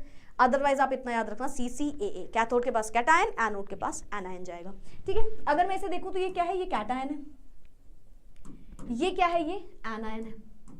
समझ गए हो कौन किसके पास जाएगा, एनायन कहाँ जाएगा, एनोड के पास। अब सुनना हुआ क्या रिएक्शन में, ये दोनों चीजें हमारी ब्रेक कर गई। जब हमने ब्रेक करा तो हमने देखा कि कुछ ऐसे ब्रेक करे कि CH3CO नेगेटिव जैसे ही रॉड के पास जा रही होगी, CH3COO नेगेटिव जैसे ही जा रही होगी वो 2 इलेक्ट्रॉन अपने ऐड करेगी। ये क्या मतलब है मैम, ये क्या हुआ होगा, देखो अगर इस पर नेगेटिव चार्ज है ना, अगर इस पर नेगेटिव चार्ज है, ये एनोड की तरफ माइग्रेट कर रहा है ना, एनोड पॉजिटिव होता है तो इसकी तरफ ये माइग्रेट कर रहा होगा। हमने देखा कि ये जो है इसमें ना एक रेडिकल है, मतलब इस पर एक इलेक्ट्रॉन बचा हुआ है, इसके पास एक इलेक्ट्रॉन है ऑक्सीजन। ये थोड़ा सा मैकेनिज्म मैं आपको समझा रही हूँ, सुनना ध्यान से। यहाँ पे एक नेगेटिव चार्ज लगा हुआ था, है ना, यस मैम। अब ये जो है ये माइग्रेट हो रहा होगा टुवर्ड्स एनोड, क्योंकि ये नेगेटिव है तो वो पॉजिटिव रॉड की तरफ जाएगा। तो इधर पे CH3COO नेगेटिव कैसा दिख रहा है, CH3COO, और यहाँ पे एक फ्री इलेक्ट्रॉन है इसके पास। क्या है इसके पास, एक फ्री इलेक्ट्रॉन, इसलिए मैं इसको बार बार बोल रही हूँ कि एक रेडिकल की तरह वर्क कर रहा है यहाँ पे, है फ्री रेडिकल, इसके पास एक फ्री इलेक्ट्रॉन है। इसने हमने देखा कि यहाँ पे CH3 2 टाइम्स है, इसने 2 इलेक्ट्रॉन्स को गेन करके क्या किया मैम, गेन क्यों किया होगा इस इलेक्ट्रॉन, ये सब तो कंफ्यूजन नहीं है आपको, कहाँ पे क्या गेन कर रहा है, लूज कर रहा है, क्या मतलब है इसका, सिंपल सी बात है। CH3COO नेगेटिव ने क्या किया, वहां पे जाके हमने देखा 2 इलेक्ट्रॉन बाहर निकल रहे हैं, साथ ही में बच रहा है CH3COO, एक इलेक्ट्रॉन फ्री है उसके पास। तो जब हमने इसको तोड़ के देखा ये फर्दर ब्रेक होगा एज CH3, इसके पास एक इलेक्ट्रॉन है, ठीक है, एंड ये CO2 जो है ये अलग हो गया, ये CO2 अलग हो गया। मैकेनिज्म समझो क्या हो रहा है अंदर। सबसे पहले CH3COONA और H2 दो चीजें जा रही हैं, CH3COONA ब्रेक हो गया एज CH3COO और Na, नेगेटिव और पॉजिटिव में ब्रेक हो गया इलेक्ट्रोलिसिस की वजह से, ठीक है। अब ये CH3COO नेगेटिव जो है ये बन रहा है CH3COO और इसके पास एक फ्री इलेक्ट्रॉन बैठा हुआ है ना, ऑक्सीजन के पास एक फ्री इलेक्ट्रॉन यहाँ पे बैठा हुआ है। फिर हमने देखा कि इस रिएक्शन में कार्बन डाइऑक्साइड बाहर निकालते हुए CH3 2 टाइम्स जो है वो मिल रहा है और इसके पास एक इलेक्ट्रॉन फ्री है, मतलब एक CH3 है, मतलब एक CH3 है, दूसरा CH3 है एंड इसके पास फ्री इलेक्ट्रॉन्स हैं, इनके पास एक फ्री इलेक्ट्रॉन है। क्यों है मैम, ये तो नहीं सोच रहे हो, आई होप सो नहीं सोच रहे हो। आपको पता होगा कार्बन 4 बॉन्ड बनाता है, 3 तो बॉन्ड बनाए हुए हैं उसने, कार्बन के पास 4 इलेक्ट्रॉन होते हैं आउटर मोस्ट शेल में, 3 तो उसके पास हाइड्रोजन ने ले लिए, एक इलेक्ट्रॉन बच रहा है ना दोनों के पास, ध्यान से देखो, ठीक है। सो यस, अब ये एक इलेक्ट्रॉन दोनों आपस में जोड़ के बना देंगे C2H6। समझ में आया क्या हुआ, नहीं आया, वापस से सुन लो। CH3COO नेगेटिव था, ठीक है, 2 टाइम्स ऑफ CH3COO नेगेटिव। अब नेगेटिव मतलब क्या होता है, मतलब इलेक्ट्रॉन, नेगेटिव का मतलब क्या होता है, नेगेटिव है मतलब उसमें इलेक्ट्रॉन है, तो 2 टाइम्स है इसमें 2, यानी कि 2 इसके पास फ्री इलेक्ट्रॉन्स बैठे हुए हैं, दोनों के पास 2 कार्बन है, दोनों के पास एक फ्री इलेक्ट्रॉन है, दोनों आपस में बना लेंगे एक बॉन्ड, यानी कि ये बन जाएगा C2H6 विच इज अपना इथेन, ठीक है। सोडियम अपना वहीं पे बैठा हुआ है, सोडियम पॉजिटिव है वो वहीं बैठा हुआ है। अब कैथोड में पता है क्या हुआ, एक्वस सोल्यूशन तो पानी भी था, H2O भी था, यानी कि H2O ब्रेक हो गया एज H2 और OH नेगेटिव, है ना, तो ये ब्रेक हो गया। तो हमने क्या देखा कि OH नेगेटिव जो है वो जा रहा है कैथोड की तरफ एंड यहाँ पे हमारा CO2। अच्छा, OH नेगेटिव है और Na पॉजिटिव है, Na पॉजिटिव और OH नेगेटिव आपस में मिलकर बना लेंगे NaOH। तो इस रिएक्शन में हुआ क्या, लेट्स राइट, कॉल्ब्स इलेक्ट्रोलिटिक मेथड में हुआ क्या, हमने देखा कि हमारे पास हमने लिया है 2 टाइम्स ऑफ CH3COONA, ठीक है, ये लिया और हमने इसकी रिएक्शन करा दी with H2, aqueous solution of H2 है ना, तो यस एक्वस सोल्यूशन में आप ऊपर भी लिख सकते हो, एक्वस सोल्यूशन हमने लिया है, क्या बनेगा ये बन जाएगा CH3 नहीं तो साथ में ही मिल गया ना, C2H6, है ना, एक हमारे पास इथेन बन गया, यानी कि हमारे पास बन गया अपना एल्केन जो हमें बनाना था कार्बोक्सिलिक एसिड से। साथ ही साथ क्या बन रहा है, साथ ही साथ हम कार्बन डाइऑक्साइड गैस निकल रही है, Na और OH आपस में मिलकर NaOH बना रहे हैं, तो ये आपकी रिएक्शन होगी। क्वेश्चन आता है कहाँ पे बन रहा है, ये जो एल्केन बना है ये कौन से रॉड पे बना है, तो रिमेंबर ये बनता है पॉजिटिव रॉड यानी कि एनोड पे। कहाँ पे बनेगा ये बनेगा पॉजिटिव रॉड यानी कि एनोड पे। NaOH हो गया और यहाँ पे हमारी हाइड्रोजन गैस बाहर निकली है और कार्बन डाइऑक्साइड गैस बाहर निकली है, ठीक है। CO2 और H2 हमारी बाहर निकली है गैसियस स्टेट में, ठीक है। कैथोड पे हमारे पास H2 गैस बाहर आ गई, ठीक है।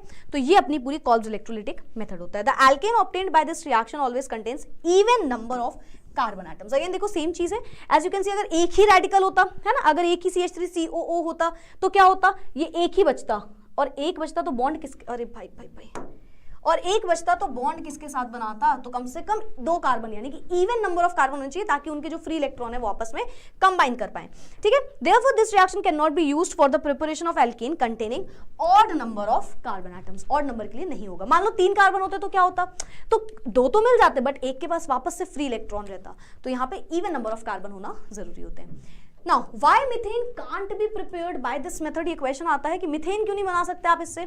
आप रीजन तो वैसे समझ ही गए अभी, है ना। Methane having only 1 carbon atom, so it can't be prepared through this method, है ना। Kolbe's electro method is useful for the preparation of ethane and higher members, है ना। अगर एक सिंगल ग्रुप होगा तो वो हो ही नहीं सकता, फ्री रेडिकल कहाँ से क्या कर लेंगे, है ना। तो 2 कार्बन तो कम से कम या इवन नंबर ऑफ कार्बन की जरूरत होती है, यही इसका रीजन है। अब आते हैं हम एल्केन्स की प्रिपरेशन पे, नहीं प्रिपरेशन पे नहीं, नॉट प्रिपरेशन, एल्केन्स की फिजिकल प्रॉपर्टीज पे। What is physical properties, physical state. तो बेसिकली उनके दिखने पे, कैसे वो दिख रहे हैं, है ना, कैसे उनकी हरकतें हैं, हरकतें इन द सेंस केमिकली हम नहीं जान रहे, बस ऊपर ऊपर से क्या क्या वो काम कर पा रहे हैं उसके बारे में जानेंगे। तो यहाँ पे कुछ फिजिकल प्रॉपर्टीज है, जैसे नंबर 1, एल्केन्स जो होते हैं वो कलरलेस होते हैं। नंबर 2, ये अडरलेस होते हैं, उनकी कोई स्मेल नहीं होती, ठीक है। ऑलमोस्ट नॉन पोलर मॉलिक्यूल होते हैं। पोलर और नॉन पोलर का मतलब पता है? पोलर का मतलब क्या है मैम? बियर। और कौन सा पोलर होता है? पोलर मतलब पोल्स, मतलब पोलैरिटी, मतलब चार्जेस। तो किसी में पोल्स हैं, चार्जेस हैं, तो उसे आप बोलते हो पोलर, ठीक है। सो बेसिकली अगर किसी ने कोवेलेंट बॉन्ड बनाया है, यानी कि शेयरिंग करी है इलेक्ट्रॉन्स की, क्या करी है? इलेक्ट्रॉन्स की शेयरिंग करी है, शेयरिंग ऑफ इलेक्ट्रॉन्स करी है, और यहाँ पे चार्जेस भी आ गए, तो उसे आप बोलते हो पोलर। अब क्वेश्चन ये आता है मैम हम पढ़ के आए है ना, हम तो पढ़ के आए, हमें ऐसा तो है नहीं कि हमने 10th पढ़ा ही नहीं है, आप तो फिर हम लोग को एकदम हल्के में ले लेते हो। हमने पढ़ा है कि जब भी शेयरिंग होती है तो चार्ज नहीं आते, चार्ज तो आयनिक वाले में आता है ना, आयंस बनते हैं वहां पे, कोवेलेंट में थोड़ी चार्ज आते हैं। तो यहाँ पे चार्ज आता है बट पार्शियल चार्ज आता है, उसे आप बोलते हो पोलर कंपाउंड, ठीक है। समझना वापस से, 2 टाइप के कोवेलेंट कंपाउंड्स होते हैं, एक होते हैं पोलर कोवेलेंट कंपाउंड्स, एक होते हैं non polar covalent compounds. Polar समझो पहले क्या होगा, तो नॉन पोलर अपने आप समझ जाओगे। पोलर का मतलब है जब कभी इलेक्ट्रोनेगेटिविटी का डिफरेंस आ जाए। चैप्टर 3 पढ़ा है ना, मैंने ही पढ़ाया है ना। चैप्टर 3 क्या था? पीरियोडिक टेबल वाले में, उसमें आपने पढ़ा था classification of elements and periodicity in properties में इलेक्ट्रोनेगेटिविटी वाली property, tendency of an atom to attract electrons to itself, वहां पे भी मैंने ये थोड़ा सा कंसेप्ट समझाया था आपको। तो मान लो मैंने HCl लिया, तो HCl कैसे बनता है? एक हाइड्रोजन का इलेक्ट्रॉन और यहाँ पे एक क्लोरीन का, है ना। तो यहाँ पे हम देखते हैं क्लोरीन की इलेक्ट्रोनेगेटिविटी ज्यादा होने की वजह से क्लोरीन इलेक्ट्रॉन खींचने लगता है अपनी तरफ, जिसकी वजह से क्लोरीन पे पार्शियल नेगेटिव एंड हाइड्रोजन पे पार्शियल पॉजिटिव चार्ज आ जाता है, ठीक है। तो पोलर हम बोलते हैं पोलर कोवेलेंट कंपाउंड है, कोवेलेंट तो है बट पोलर कोवेलेंट कंपाउंड है। पूरा चार्ज नहीं आया बेटा, पूरा चार्ज नहीं आया, अगेन ये चीज भी याद रखना। पार्शियल, डेल्टा बनाया ना, डेल्टा S जैसा, वो डेल्टा यानी कि वो बता रहा है पार्शियल, थोड़ा थोड़ा चार्ज आ गया, क्योंकि क्लोरीन ने इलेक्ट्रॉन रखा थोड़ी है, आयनिक बॉन्ड थोड़ी बनाया है, कोवेलेंट है बट खींच लिया अपनी तरफ इलेक्ट्रॉन। तो ऐसे कंपाउंड को आप बोलते हो पोलर कोवेलेंट कंपाउंड। ये कब होते हैं पोलर कोवेलेंट कंपाउंड? कब होते हैं? When there is difference in electronegativity. क्या हर एक में इलेक्ट्रोनेगेटिविटी का डिफरेंस होता है? हर कंपाउंड में थोड़ी होता है। जो अपने एल्केन्स है या जो अपने हाइड्रोकार्बन्स है, इनफैक्ट नॉट ओनली एल्केन्स, इनमें ना ये जो अपने कार्बन हाइड्रोजन वाले बॉन्ड होते हैं ना, इनमें इलेक्ट्रोनेगेटिविटी का डिफरेंस ही नहीं होता ज्यादा। कार्बन और हाइड्रोजन के बीच में ज्यादा इलेक्ट्रोनेगेटिविटी की डिफरेंस ही नहीं है, और डिफरेंस नहीं है तो इनका बॉन्ड जो है वो ऐसे खींचातानी वाला बनेगा ही नहीं, नॉर्मल बनेगा, यानी कि नॉन पोलर कोवेलेंट बॉन्ड बनेगा, ठीक है। तो हाइड्रोकार्बन्स कैसे होते हैं? नॉन पोलर कोवेलेंट कंपाउंड्स होते हैं, ठीक है। सो यस, अच्छा, इनके बीच में week van der Waal force of attraction होता है, जो कि बहुत, जैसे हमने बताया ना कि एक होता है कोवेलेंट बॉन्ड, ये बॉन्ड वो बॉन्ड, वैसे ही van der Waal force of attraction होता है। जैसे electrostatic force of attraction is a very strong force of attraction, जो कि आयनिक बॉन्ड में लग रहा होता है, वैसे ही होता है वीक वैन, मतलब basically van der Waal force of attraction होता है जो कि वीक होता है। Starting alkenes behave as gases. अब स्टार्टिंग के जो एल्केन्स होते हैं, 1 कार्बन 2 कार्बन 3 कार्बन 4 कार्बन वाले, ये हमारे गैसेस की तरह बिहेव कर रहे होते हैं। लेकिन जैसे ही नंबर ऑफ कार्बन बढ़ता है, जैसे कि 5 कार्बन आ गए, 5 से ज्यादा कार्बन, 5 से लेकर के 17 तक के कार्बन आ गए, तो दे बिहेव्स एज लिक्विड्स एंड, और 17 से भी ज्यादा अगर कार्बन आ गए तो वो सॉलिड की तरह बिहेव करने लगते हैं। अगर हम इनके मॉलिक्यूलर मास की बात करें तो वो बॉइलिंग पॉइंट के डायरेक्टली प्रोपोर्शनल होता है, और इसी बेसिस पे हम समझते हैं जल्दी से बॉइलिंग पॉइंट के बारे में। अगर मैं बोलूं एल्केन्स का बॉइलिंग पॉइंट, देखो एक बात बताऊं, आप सोच रहे होगे ना मैम एल्केन्स आप ना घसीट रहे हो, फिर आप बोल रहे हो एल्कीन्स एल्काइंस एक साथ कराओगे, ऐसा क्यों? जब आप एल्केन बहुत अच्छे से समझ लोगे ना तो आप काफी हद तक एल्कीन्स और एल्काइंस के बारे में जान जाओगे। And this is the only reason मैंने इसे सेपरेट करा हुआ है कि आप पहले एल्केन्स को बहुत अच्छे से समझो। कई फिजिकल प्रॉपर्टीज होंगी, आप अभी सेम देखोगे, आपको रीजन समझ में आ जाएगा एल्कीन्स एल्काइंस में, ठीक है? तो इसीलिए इसको आपने बहुत अच्छे से समझना है। अब बॉइलिंग पॉइंट की बात करते हैं। देखो, किसी भी चीज का मास बढ़ेगा तो उसका बॉइलिंग पॉइंट क्या होना चाहिए? इंक्रीज होना चाहिए, है ना? किसी भी चीज का मास बढ़ेगा तो उसका बॉइलिंग पॉइंट बढ़ेगा, सिंपल सी बात है। या मैं बहुत बेसिक तरीके से अगर मैं आपको बोलूं, एक आलू उबाल रही हूँ, है ना, और फिर मैं 50 आलू उबाल रही हूँ, हमें बॉइलिंग पॉइंट भी तो इंक्रीज हुआ ना उनका। बहुत सिंपल एकदम तरीका जानो, ज्यादा हमको देर तक करना पड़ेगा, टाइम ज्यादा। तो इसी तरीके से अगर मैं यहाँ पे बात करूँ तो मॉलिक्यूलर मास, जैसे जैसे मास बढ़ता है ना, किसी भी चीज का बॉइलिंग पॉइंट बढ़ता है ना, उसका बॉइलिंग पॉइंट भी इंक्रीज करता है। तो ये डायरेक्टली प्रोपोर्शनल होते हैं, ठीक है? तो ये तो बहुत सिंपल हो गया मैम, नंबर ऑफ कार्बन बढ़ने पे बॉइलिंग पॉइंट बढ़ेगा, वेरी सिंपल, करेक्ट। अब क्वेश्चन ये आता है, ये तो बहुत सिंपल हो गया ना, बट क्या इसमें कुछ क्वेश्चन घुमाया जाएगा? बिल्कुल। अगर कभी ब्रांच्ड चेन आ गई, सुनना मेरी बात ध्यान से, मैं आपसे बोलूं 1 कार्बन वाला ग्रुप है, 10 कार्बन वाला ग्रुप है, बताओ किसका बॉइलिंग पॉइंट ज्यादा होगा? मैम वेरी सिंपल, इसका, है ना, क्योंकि जैसे जैसे मॉलिक्यूलर मास इंक्रीज करता है वैसे वैसे बॉइलिंग पॉइंट इंक्रीज करता है, as they are directly proportional. तो नंबर ऑफ कार्बन बढ़ने पे molecular you can say boiling point बढ़ेगा। लेकिन अगर कार्बन में ब्रांच बढ़ गई, मतलब एक कार्बन है, ऐसे कार्बन, और इसमें ब्रांचेस बढ़ा दी मैंने, ब्रांचेस बढ़ा दी, तो अगर कार्बन की ब्रांचेस बढ़ती है तो उस वजह से क्या होता है, आप ऐसे समझना, चलो पहले ये जान लो फिर मैं समझाती हूँ। सरफेस एरिया ऑफ कॉन्टैक्ट जो है वो डिक्रीज कर जाएगा, ठीक है? मान लो सपोज करो ये कार्बन कार्बन रख दिए मैंने, ठीक है, ये कार्बन रख दिए मैंने बहुत सारे। अब इतना ज्यादा इसका सरफेस एरिया है ना, इतना ज्यादा इसका सरफेस एरिया है। अगर इस कार्बन को ऐसे ना रख के मैंने ऐसे रख दिया तो इसका surface area as you can see decrease कर गया। सरफेस एरिया क्या हो गया? डिक्रीज कर गया। सरफेस एरिया ज्यादा है, सरफेस एरिया कम है। ब्रांचेस बढ़ाने पे, ब्रांच बढ़ाती जा रही हूँ तो सरफेस एरिया बढ़ता नॉर्मल कार्बन बढ़ाती जा रही हूँ तो सरफेस एरिया बढ़ रहा है, और अगर मैं ब्रांच बढ़ाती जा रही हूँ तो जो सरफेस एरिया है वो कम हो जा रहा है ना? तो सरफेस एरिया डिक्रीज कर रहा है। सरफेस एरिया अगर किसी का डिक्रीज करेगा तो उसके वॉन डर वाल फोर्स जो है वो कम हो जाएगी, है ना? कम वीक वॉन डर वाल फोर्स लगी होगी। मतलब सपोज मैं खड़ी हूँ, मेरे बगल में एक टीचर, फिर ये ऐसे ऐसे करके बहुत सारे लोग खड़े हो गए, ठीक है? तो हमारे बहुत सारे लोग खड़े हो गए, सरफेस एरिया बढ़ गया। अब मैं बोलूँ नहीं, मैं ऐसे खड़ी हुई हूँ, एक टीचर ऐसे खड़ा हुआ है, एक टीचर ऐसे खड़ा हुआ है, अब इस तरीके में डांस नहीं कर रही थी, है ना? अब ऐसे क्या हुआ, इसमें सरफेस एरिया कम हो गया, है ना, दूर दूर हो गए, तो हमारा जो फोर्स ऑफ अट्रैक्शन है वो वीक हो गया। तो इसी तरीके से यहाँ पे हो गया। अगर वो वीक वॉन डर वाल फोर्स ऑफ अट्रैक्शन हो गया तो ऑब्वियस ही बात है कि बॉइलिंग पॉइंट भी कम हो जाएगा, है ना? तो सिंपल बात है कि अगर ब्रांचेस के कंपैरिजन में देखो तो ब्रांचेस बढ़ने पे बॉइलिंग पॉइंट कम होता है, यानी कि इन दोनों में इनवर्सली प्रोपोर्शनल का डिफरेंस है। क्लियर है? ब्रांचेस बढ़ेंगी बॉइलिंग पॉइंट कम होगा, ब्रांचेस बढ़ेंगी बॉइलिंग पॉइंट कम हो जाएगा। रीजन क्या है? वैन डर वाल फोर्स जो है वो डिक्रीज करता है, और इसका रीजन क्या है? क्योंकि सरफेस एरिया जो है वो डिक्रीज कर जाता है। So this is boiling point. Melting point की अब बात करते हैं। जैसे हमने बोला नंबर ऑफ कार्बन बढ़ेगा तो बॉइलिंग पॉइंट बढ़ेगा and so on. Melting point का ऐसा डायरेक्ट रिलेशन तुरंत नहीं है। देखो, they don't show smooth increase with increase in the molecular mass. ऐसा नहीं कि जैसे जैसे मास बढ़ रहा है एग्जैक्ट उसी तरीके से ग्राफ में मेल्टिंग पॉइंट बढ़ रहा है, नहीं। मेल्टिंग पॉइंट दो चीजों पे डिपेंड करता है, एक तो मॉलिक्यूलर मास पे करता है, बट मॉलिक्यूलर मास के साथ ये एक और चीज पे डिपेंड करता है, वो होता है कि किस तरीके से मॉलिक्यूल्स अरेंज्ड हैं। Depends on molecular mass and how the molecules are packed in its lattice structure। यानी कि अगर मास तो ठीक है, बट अगर वो बहुत पास पास करके लगे हुए हैं तो भी मेल्टिंग पॉइंट पे इफेक्ट होगा, और उनका लैटिस जो यू कैन से स्ट्रक्चर है वो दूर दूर है, तो उस वजह से उसका मेल्टिंग पॉइंट कम हो जाएगा। तो डिपेंड करता है दोनों चीजों पे, मास पे तो करेगा ही करेगा, साथ ही साथ किस तरीके से अरेंज्ड है वो उस पे भी डिपेंड करता है ये, ठीक है। अब आते हैं सॉल्युबिलिटी पे। सॉल्युबिलिटी की अगर हम बात करें, दिस इज वेरी इंपॉर्टेंट, एक बहुत इंपॉर्टेंट यहाँ पे चीज है, वो ये होती है कि लाइक डिसॉल्व्स लाइक।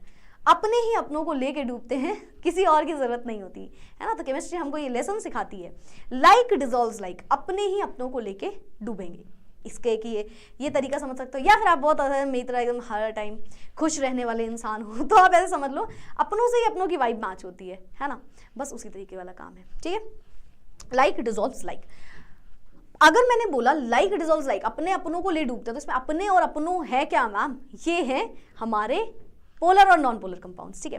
अगर कोई पोलर कंपाउंड है तो वो पोलर वाले में सॉल्यूबल होगा, अगर कोई नॉन पोलर है तो वो नॉन पोलर में सॉल्यूबल होगा। क्या बोला मैम ने?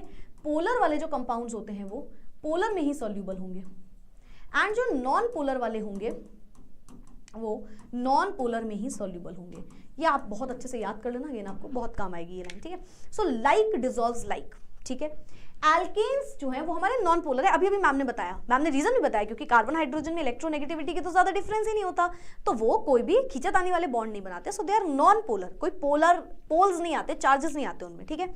यस मैम, तो एल्केन्स जो है वो नॉन पोलर कोवेलेंट कंपाउंड्स है, hence they dissolve in non polar covalent compounds only. तो अगर कोई नॉन पोलर है जैसे कि अल्कोहल वगैरह, तो ये उसमें तो सॉल्यूबल होंगे, बट अगर कोई पोलर है तो ये उसमें सॉल्यूबल नहीं होंगे।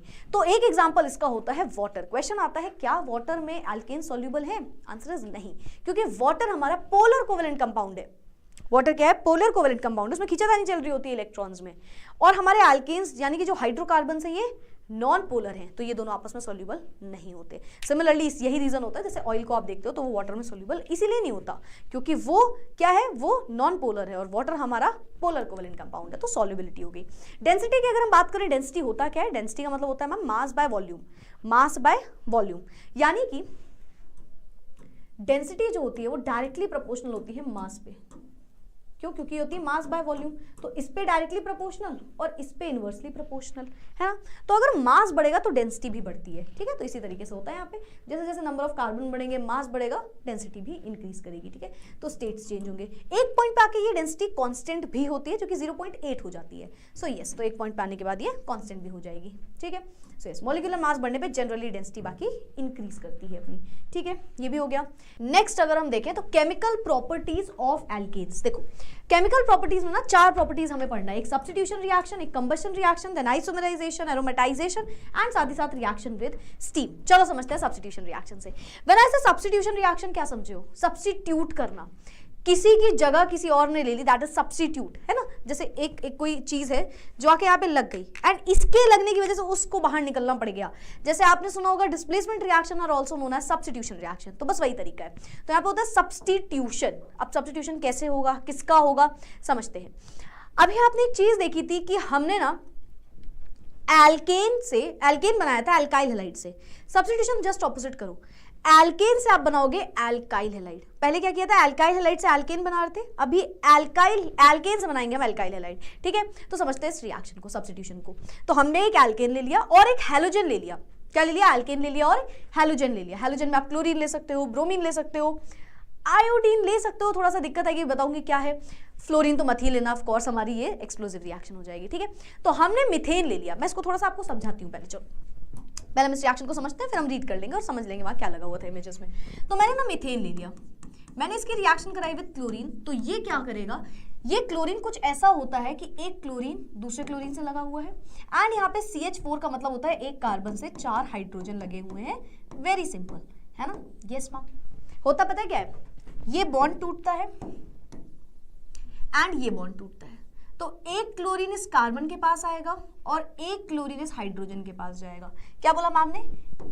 3 हाइड्रोजन ऑलरेडी लगे, एक क्लोरीन आ गया और एक हाइड्रोजन उस क्लोरीन के पास चला गया, तो ये बन गया। क्या बना मैम? ये इसे आप मिथाइल क्लोराइड बोलोगे, क्लोरोमिथेन, है ना। तो देखो एक ये वाला ग्रुप बन गया हमारा, यानी कि एल्काइल हैलाइड बन गया। CH3Cl ही तो है ये, which is an alkyl halide, साथ ही साथ HCl बन गया। अब एक बात समझना है यहाँ पे, ये रिएक्शन जो है ये थोड़ी सी अनकंट्रोलेबल होती है, मतलब हम इस रिएक्शन को ना ज्यादा जल्दी कंट्रोल नहीं कर पाते, ये रिएक्शन होती चली जाती है, ठीक है। और ये किसके प्रेजेंस में होती है? ये होती है इन द प्रेजेंस ऑफ सनलाइट, या जैसे आप H से भी डिनोट कर सकते हो, ठीक है। तो ये रिएक्शन होती है। अब ये वापस से क्लोरीन में रिएक्ट करेगा, प्लस Cl2 वापस से जाएगा, तो पता है क्या बनेगा? पता है क्या बनेगा? एक क्लोरीन वापस से अंदर जाएगा, एक हाइड्रोजन को वापस से बाहर निकलना पड़ेगा। तो पहले क्या बना था? CH3Cl, अब एक और क्लोरीन चला गया और एक हाइड्रोजन हट गया, तो CH2Cl2। फिर क्लोरीन वापस से रिएक्ट करेगा, CHCl3, फिर क्लोरीन वापस से रिएक्ट करेगा, CCl4। अब फिर करेगा? नहीं, कब तक कर रहा है ये? जब तक सारे हाइड्रोजन को ये रिप्लेस ना कर दे। ये जो अपना हैलोजन है ना, ये जब तक सारे हाइड्रोजन को रिप्लेस नहीं कर देता तब तक ये रिएक्शन होती है। तो मतलब जितने हाइड्रोजन होंगे ना उतना प्रोडक्ट बनता है यहाँ पे, ठीक है। जितने हाइड्रोजन होंगे उतने प्रोडक्ट बनेंगे। इस रिएक्शन का मैकेनिज्म क्या है, तो यहां पे होता है फ्री रेडिकल बनता है यहाँ पे एज एन इंटरमीडिएट, ठीक है, फ्री रेडिकल बनता है एज एन इंटरमीडिएट बनता है, यहाँ पे क्या बनता है, फ्री रेडिकल बनता है, ठीक है, यानी कि ये कार्बन से एक हाइड्रोजन हट गया तो इसके पास एक इलेक्ट्रॉन फ्री रह गया, फ्री रेडिकल वाला इंटरमीडिएट बनता है यहाँ पे, ठीक है। सो यस, चलो समझते हैं अब इधर पे। तो ये देखो यहाँ पे क्या लिखा है भाई, एल्केन्स की हैलोजिनेशन वाली हम प्रॉपर्टीज पढ़ रहे हैं, क्या होगा, hydrogen atom of alkene is replaced by chloro group, Cl से रिप्लेस हो जाता है हमारा अपना हाइड्रोजन, है ना, इन द प्रेजेंस ऑफ सनलाइट, या जिसे आप of course again H mu भी बोल सकते हो, ठीक है। तो ये अपनी रिएक्शन है, वापस से देखो रिएक्शन हुई, वापस से हुई, वापस से हुई। अच्छा, इस रिएक्शन में CH3Cl क्या है, ये मैम ट्राइक्लोरोमीथेन, सही है मैम, मीथेन ट्राइक्लोराइड, सही है, लेकिन इसका एक और नाम होता है क्लोरोफॉर्म, हाँ वही जो तुम सोच रहे हो, है ना, वो बेहोश वाला वही है ये क्लोरोफॉर्म, ठीक है। तो उसका फॉर्मूला होता है CHCl3। तो अगर आपसे कभी प्रिपरेशन बोलते तो आप ये रिएक्शन दिखा सकते हो, ठीक है। हाइड्रोजन ऑफ एन एल्केन को रिप्लेस कर रहे हो आप क्लोरो ग्रुप से, एंड अगेन आप ये चीज क्लोरीनेशन कर सकते हो, ब्रोमिनेशन, आयोडोनेशन और फ्लोरीनेशन, चारों को समझ सकते हैं हम। देखो क्लोरीनेशन तो आप समझ गए, ब्रोमिनेशन क्लोरीनेशन की तरह होता है, बट ब्रोमिनेशन एक स्लो रिएक्शन होती है एज कंपेयर टू क्लोरीनेशन, ठीक है। तो रिएक्शन सेम है बट ये स्लो होगी।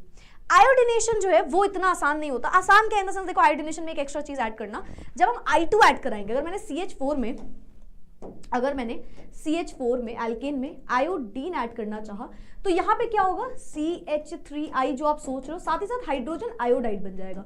ये बहुत ज्यादा स्ट्रॉन्ग रिड्यूसिंग एजेंट होता है, ठीक है। तो ये रिएक्शन में रिडक्शन स्टार्ट कर देगा, बहुत स्ट्रॉन्ग रिड्यूसिंग एजेंट है। तो इसको अगर आपको कराना है तो आपको एक स्ट्रॉन्ग ऑक्सीडाइजिंग एजेंट की प्रेजेंस में कराना होगा, जैसे कि आप ले सकते हो HNO3, क्योंकि ये रिएक्शन, वापस से सुनना, आयोडीनेशन क्या होता है, आयोडीनेशन हो सकता है बट इसमें जो HI बनता है ये बहुत ज्यादा स्ट्रॉन्ग रिड्यूसिंग एजेंट होता है, जिसकी वजह से ये रिएक्शन रिवर्स हो जाती है, रिडक्शन होने लग जाता है, रिवर्सिबल रिएक्शन हो जाती है। तो अगर हमें इसे आयोडीनेशन करवाना है तो हमें उसके लिए एक स्ट्रॉन्ग ऑक्सीडाइजिंग एजेंट लेना होगा, है ना, जैसे कि आप नाइट्रिक एसिड ले सकते हो। तो ये रिएक्शन रिवर्सिबल होने से रुक जाएगी, अदरवाइज ये रिएक्शन रिवर्सिबल रहेगी। फ्लोरीनेशन तो मेरे ख्याल से समझ ही गए होंगे, बहुत ज्यादा वायलेंट रिएक्शन होती है and it can not be controlled easily, ठीक है। सो रेट ऑफ रिएक्शन किस पे डिपेंड करेगा, सबसे ज्यादा फ्लोरीन रिएक्टिव है, बहुत ही ज्यादा रिएक्टिव है इनफैक्ट, फिर उसके बाद chlorine, then bromine, then iodine. तो जैसे जैसे आप उस ग्रुप में 17 में नीचे आओगे रिएक्टिविटी कम होती जाएगी, ठीक है। Now rate of replacement of hydrogen किस पे डिपेंड करेगा, मतलब जो हाइड्रोजन बाहर निकल रहे हैं वो किस पे डिपेंड करेगा, तो याद रखना वो ऑर्डर पे डिपेंड करता है। Of course as I said free radical mechanism है यहाँ पे, तो फ्री रेडिकल है तो यहाँ पे 3 डिग्री 2 डिग्री 1 डिग्री हो जाएगी इसकी रिएक्शन की रेट, ठीक है। 3 degree 2 degree 1 degree will be it's rate of reaction, जिस तरीके से, मतलब किस में जल्दी होगा, 3 डिग्री में सबसे ज्यादा स्टेबल होगा, फिर 2 डिग्री, फिर 1 डिग्री। आप सोच रहे हो मैम इसका रीजन बता दो, तो आप सभी को पता है यहाँ पे प्लस आई इफेक्ट शो करता है, यानी कि ये इलेक्ट्रॉन्स को डोनेट करेगा, है ना। तो जितने ज्यादा अपने एल्काइल ग्रुप्स वो उतने ज्यादा उस फ्री रेडिकल को इलेक्ट्रॉन डोनेट करने की टेंडेंसी रखेंगे, ताकत रखेंगे, तो इस वजह से ये रिएक्शन ऐसे होगी। तो 3 डिग्री 2 डिग्री 1 डिग्री हो जाएगा यहाँ पे। क्लियर ये चीज समझ में आया, 3 डिग्री 2 डिग्री 1 डिग्री, ठीक है। स्क्रीनशॉट वगैरह लेना, आप लेते रहा करो साथ में, ठीक है। अब rate of replacement is highest for 3 degree, जैसा मैंने बोला है ना, सबसे ज्यादा 3 डिग्री में होगा, ठीक है। Then due to the formation of more stable free radical intermediate, क्योंकि यहाँ पे जो इंटरमीडिएट है वो फ्री रेडिकल है, ठीक है। तो जैसे अगर हम देखें तो 3 डिग्री जिसमें 3 एल्काइल ग्रुप लगे हैं, 3 डिग्री का मतलब तो समझ गया ना, एक कार्बन से अगर 3 कार्बन लगे हैं तो दैट इज इट्स 3 डिग्री, फिर 2 डिग्री, फिर 1 डिग्री एंड देन अपने आता है मिथाइल वाला ग्रुप। तो इसकी स्टेबिलिटी ऑर्डर आपको याद रखना है, ठीक है। आगे बढ़ते हैं, अब आते हैं हम कंबशन में। कंबशन भी 3 टाइप से होता है, या तो कंप्लीट कंबशन, या तो इनकम्प्लीट कंबशन, या तो कंट्रोल्ड वे में कंबशन, ठीक है। कंबशन का मतलब तो समझ ही गए हो, है ना, 10th क्लास में भी टाइप ऑफ रिएक्शन में पढ़ के आए होगे, है ना, जहाँ पे कार्बन डाइऑक्साइड निकलता है, वाटर निकलता है, साथ ही साथ हीट और लाइट निकलती है, तो वो हमारी रिएक्शन कंबशन रिएक्शन होती है, राइट। तो अगर मैं एल्केन्स की बात करूं, एल्केन्स को अगर आप हीट करते हो एयर की प्रेजेंस में और ऑक्सीजन यानी कि O2 के प्रेजेंस में, are completely oxidised to carbon dioxide. हमें पता है यार, हाइड्रोकार्बन को अगर हमने ऑक्सीजन से रिएक्ट कराया, कंप्लीट कंबशन हुआ, तो कार्बन डाइऑक्साइड और वाटर बन जाता है, ठीक है। साथ ही साथ हीट और लाइट भी निकलती है, ज्यादा अमाउंट में हीट निकलती है, ये भी याद रखना, ठीक है। कार्बन डाइऑक्साइड और वाटर बनेगा, large amount of heat is produced, इसीलिए ये रिएक्शन कैसी हो गई, एक्सोथर्मिक। इसी से हम समझ गए ये रिएक्शन हमारी एक्सोथर्मिक थर्मिक रिएक्शन है ना, बहुत ज्यादा अमाउंट पे हीट बाहर निकलती है एज यू कैन सी, ठीक है। तो कार्बन डाइऑक्साइड और वाटर बन जाएगा, सिंपल रिएक्शन है ये। अगर हम इसी का इनकम्प्लीट कंबशन करा दे, इनकम्प्लीट मतलब सफिशिएंट अमाउंट में हम ऑक्सीजन नहीं भेज रहे, इनसफिशिएंट अमाउंट में भेज रहे, तो उस टाइम पे कार्बन डाइऑक्साइड की जगह सिंगल कार्बन बनेगा, जिसे आप कार्बन ब्लैक भी बोलते हो, जो कि इंक वगैरह में यूज होता है। In case of incomplete combustion of alkanes with insufficient amount of dioxygen, black carbon is formed, ठीक है। ये जो कार्बन मतलब रिएक्शन सेम है, कार्बन डाइऑक्साइड की जगह सिंगल कार्बन हो गया। This is further used in the manufacture of ink, तो इसी का आप यूज करते हो इंक वगैरह की मैन्युफैक्चरिंग में भी। थर्ड आता है, अगर मैंने कंट्रोल्ड वे में कराने की कोशिश करी तो तीन टाइप की रिएक्शन हो पाएगी। Alkanes on heating with a regular supply of dioxygen और air at high pressure in the presence of suitable catalyst gives three things. Catalyst पे डिपेंड करेगा, अल्कोहल भी मिल सकता है हमें, एल्डिहाइड भी मिल सकता है हमें, कार्बोक्सिलिक एसिड भी मिल सकते हैं, ठीक है। देखो वापस से, अगर हमने इनसफिशिएंट कराया तो कार्बन बनता है ना, और वाटर साथ में। अगर हमने हाई अमाउंट में करवा दिया तो उस टाइम पे क्या बन रहा होता है, उस टाइम पे हमारा बन रहा होता है कार्बन डाइऑक्साइड और वाटर। थर्ड कंडीशन में आ गए, यानी कि हमने बोला हम कंट्रोल्ड वे में करा रहे हैं, हम कैटलिस्ट अलग अलग लगाते जा रहे हैं, तो तीन टाइप के प्रोडक्ट्स आपको देखने को मिलते हैं। अब यहाँ पे अल्कोहल भी देखने को मिलेगा आपको, यहाँ पे एल्डिहाइड भी मिलेगा और कार्बोक्सिलिक एसिड, डिपेंडिंग अपॉन कौन सा कैटलिस्ट आपने यूज किया है। तो सपोज मैंने मीथेन के साथ ऑक्सीजन रिएक्ट कराया एंड इसे हमने कराया in the presence of copper, और यहाँ पे हमने 523 केल्विन का टेम्परेचर यानी कि बहुत हाई टेम्परेचर लिया एंड साथ ही साथ 100 एटीएम का प्रेशर लगा दिया, तो यहां पे आपको मिल जाएगा अल्कोहल। तो मीथेन से आपको क्या मिल गया, मीथेन से हमें मिल गया मिथेनॉल। 2 टाइम्स ऑफ मीथेन लेने पे 2 टाइम्स ऑफ मिथेनॉल मिल गया। अल्कोहल कब मिला, इन the presence of copper, copper की प्रेजेंस में 523 केल्विन टेम्परेचर पे 100 एटीएम प्रेशर पे। अगर यही सेम मीथेन और ऑक्सीजन को मैंने रिएक्ट कराया, वापस से हीट किया, मोलिब्डेनम ऑक्साइड ले लिया, MO2O3 ऑक्साइड्स ऑफ मोलिब्डेनम। अब यहाँ पे क्या होगा, ये बना देगा हमारे पास कार्बोक्सिलिक एसिड, साथ ही साथ वाटर बाहर निकल जाएगा, ठीक है। HCHO, ये क्या है, ये है कार्बोक्सिलिक एसिड। क्या है ये, COHH, ये एक सॉरी कार्बोक्सिलिक एसिड बोल रही, सॉरी ये बन गया हमारा एक एल्डिहाइड। कौन सा एल्डिहाइड है ये, मिथेनल है। क्या है ये, मिथेनल, ठीक है। कार्बोक्सिलिक एसिड नहीं है, कार्बोक्सिलिक एसिड HCOOH होता है, उसमें तो 2 ऑक्सीजन आई ना, सो दिस इज मिथेनल। तो अगर मोलिब्डेनम ऑक्साइड ले लिया तो एल्डिहाइड बन गया हमारे पास, ठीक है। अगर मैंने इसी की रिएक्शन कराई ऑक्सीजन से अगेन एंड यहाँ पे मैंने अब की ले लिया अपना मैंगनीज का कार्बोक्सिलिक एसिड, यानी कि CH3COO होल ट्वाइस में मैंने मैंगनीज लगा दिया, तो इस टाइम पे यही रिएक्शन होगी और यहाँ पे कार्बोक्सिलिक एसिड ही बन के आ जाएगा। तो आपको अल्कोहल भी मिल सकता है, एल्डिहाइड भी मिल सकता है, कार्बोक्सिलिक एसिड भी मिल सकता है, डिपेंड करेगा आपने क्या लिया है कैटलिस्ट में। अगर कॉपर का कैटलिस्ट लिया हुआ है ना, कॉपर का कैटलिस्ट लिया हुआ है 100 एटीएम प्रेशर 523 केल्विन, तो उस टाइम पे क्या मिलेगा, उस टाइम पे हमको यहाँ पे मिलेगा अल्कोहल। अगर हमने मोलिब्डेनम ऑक्साइड लिया तो हमें मिलेगा एल्डिहाइड, और अगर हमने कार्बोक्सिलिक एसिड का मैंगनीज वाला पोर्शन ले लिया, यानी कि यू कैन से मैंगनीज का सॉल्ट ले लिया है, तो कार्बोक्सिलिक एसिड वाला, तो आप उसको बोलोगे यहाँ पे कार्बोक्सिलिक एसिड बन जाएगा, ठीक है। अब आते हैं आइसोमराइजेशन से।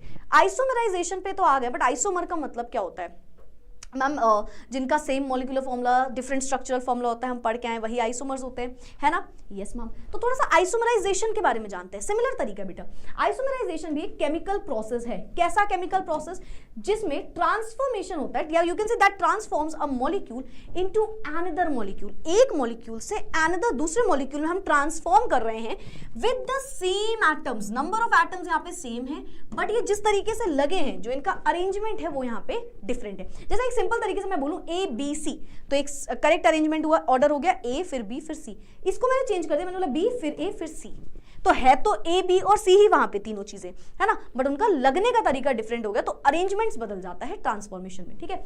आइसोमराइजेशन ऑफ एल्केन अगर हम देखें तो मान लो मैंने N एल्केन ले लिया, N एल्केन का मतलब क्या है, एक स्ट्रेट चेन में एल्केन ले लिया, ठीक है। On heating in the presence of anhydrous aluminium chloride, किसकी प्रेजेंस में किया, एनहाइड्रस AlCl3, याद कर लेना, वैसे ये AlCl3 भी आपको बहुत जगह सुनने को मिलेगा।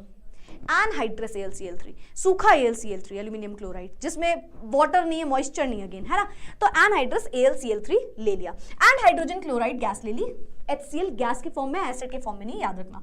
आइसोमराइज करा, ब्रांच चेन एल्केन बन गया। क्या मतलब है मैम, समझना, मैंने बोला यहाँ पे आपसे कि हमने लिया है CH3CH2 होल 4 CH3, पास करा दिया हमने इसे anhydrous AlCl3 in the presence of HCl, in the presence of HCl। ये मैं इसलिए लिख रही हूँ ताकि आपको थोड़ा सा समझ में आया ना, क्योंकि शायद ये टेक्स्ट ब्लर हो रहा है। सो यस, ठीक है, एनहाइड्रस AlCl3। क्या हुआ, हमें क्या मिला, देखना CH3 CH2 में होल 4 लगा हुआ है, फिर CH3 है। इसका मतलब क्या है, पहले यही समझ लो, पहले यही समझ लो आप, इसका मतलब क्या है। इसका मतलब है एक CH3 है, ठीक है, फिर CH2 CH2 CH2 CH2 CH3 है ना, फिर 4 बार CH2 है, 1 2 3 4 और एक हमारे पास CH3 है, ठीक है, हमने ये वाला ग्रुप ले लिया, ठीक है, यानी कि हमने N वाला ग्रुप ले लिया, 1 2 3 4 5 6 N हेक्सेन ले लिया, हमने क्या ले लिया, N हेक्सेन ले लिया, है ना। इसको हमने पास करा है एनहाइड्रस एल्यूमिनियम क्लोराइड से इन द प्रेजेंस ऑफ HCl, ठीक है। अब देखो क्या होगा, ये क्या बना, ये बन गया CH3CH single bond.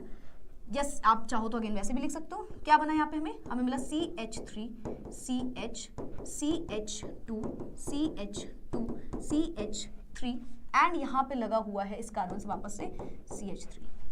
If you can सी, ये क्या है, 1 2 3 4 5 6, अगेन 6 कार्बन है, 6 कार्बन है, कार्बन हाइड्रोजन काउंट करोगे बराबर निकल के आ रहे हैं, बट अरेंजमेंट डिफरेंट हो गया, अरेंजमेंट डिफरेंट हो गया, है ना। सिमिलरली आप इधर पे देखो, इसे देखो, इसे देखो, इसे भी देखो भाई, ये देखो, ये वाला, ये अरेंजमेंट डिफरेंट है, number of carbon number of hydrogen same निकल के आएंगे, तो इसे आप बोलोगे isomerisation. Aluminium chloride in the presence of HCl अगर हम पास कराते हैं, किससे पास करवाते हैं, N एल्केन से, कोई एक एल्केन ले लिया जो स्ट्रेट चेन में लगा हुआ है, तो वो ब्रांच्ड बन जाता है, अलग अलग ब्रांचेस बना देता है, जिसे हम बोलते हैं इसकी अरेंजमेंट बदल गई, एंड इसे ही हम बोलेंगे आइसोमराइजेशन, ठीक है। एरोमेटाइजेशन क्या, अभी बताया था, एरोमा, एरोमैटिसिटी, है ना, ऑल्टरनेटिव जगह पे बॉन्ड, डबल बॉन्ड या ट्रिपल बॉन्ड, डबल बॉन्ड आना या ट्रिपल बॉन्ड आना, ऑल्टरनेट पोजीशन पे, है ना, डीलोकलाइज इलेक्ट्रॉन का होना, यही तो एरोमेटाइजेशन होता है, करेक्ट, यस मैम।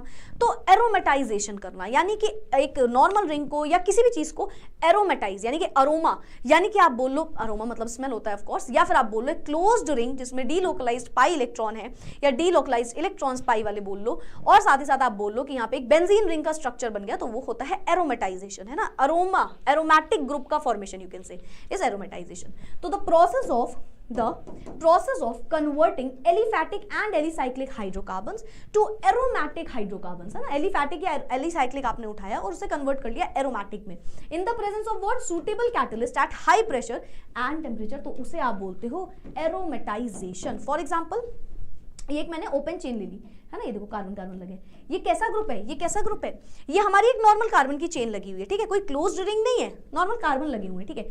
मैंने इसको पास कराया Cr2O3 से, या फिर V2O5, वेनेडियम पेंटाऑक्साइड ले लेना, बहुत अच्छा ग्रुप है यहाँ पे, V2O5 याद रख लेना, वेनेडियम पेंटाऑक्साइड, या फिर मोलिब्डेनम की ऑक्साइड भी आप ले सकते हो। तो ये ना देखो एक क्लोज्ड चेन बन गया, ऐसे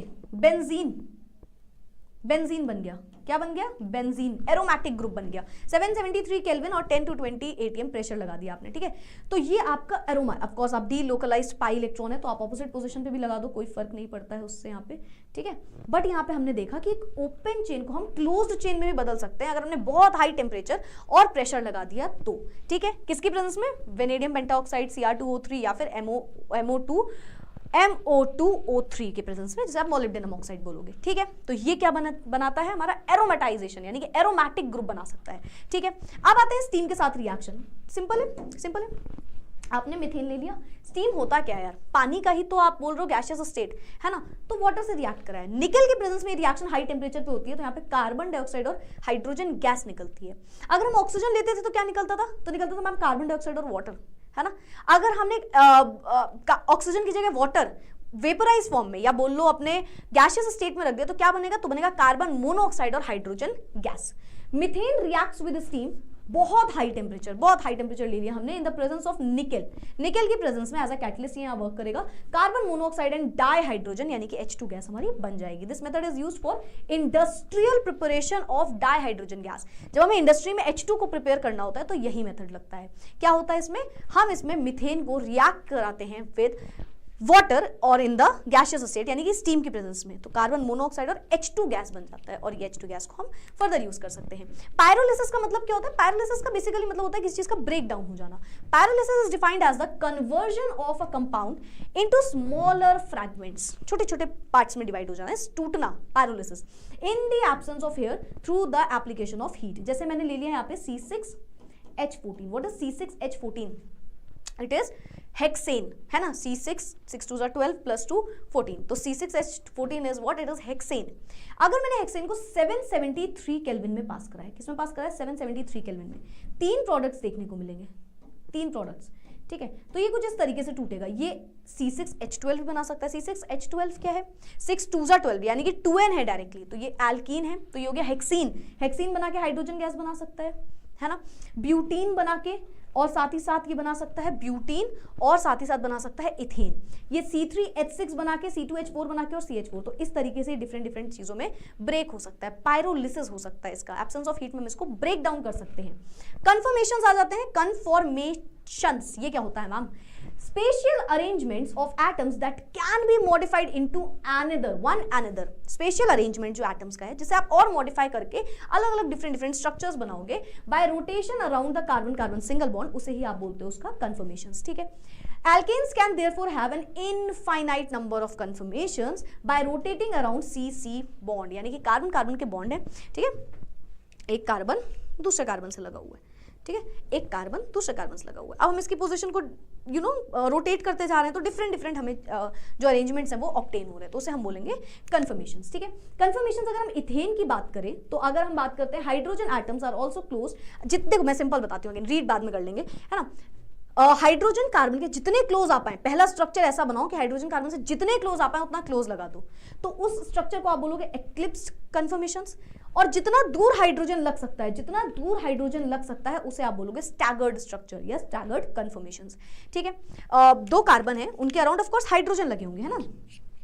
can I show you it, क्या हम इसे शो कर सकते हैं। मान लो ये हमारा कार्बन है, ठीक है, और कोई एक पेन नहीं है यहाँ पे, पेन की एक कमी है, वरना बता दी मैं आपको, ठीक है। तो हम ऐसे मान सकते हैं इसे, मान लो ये कार्बन एटम है, this is a carbon atom suppose, ठीक है, ये कार्बन एटम है।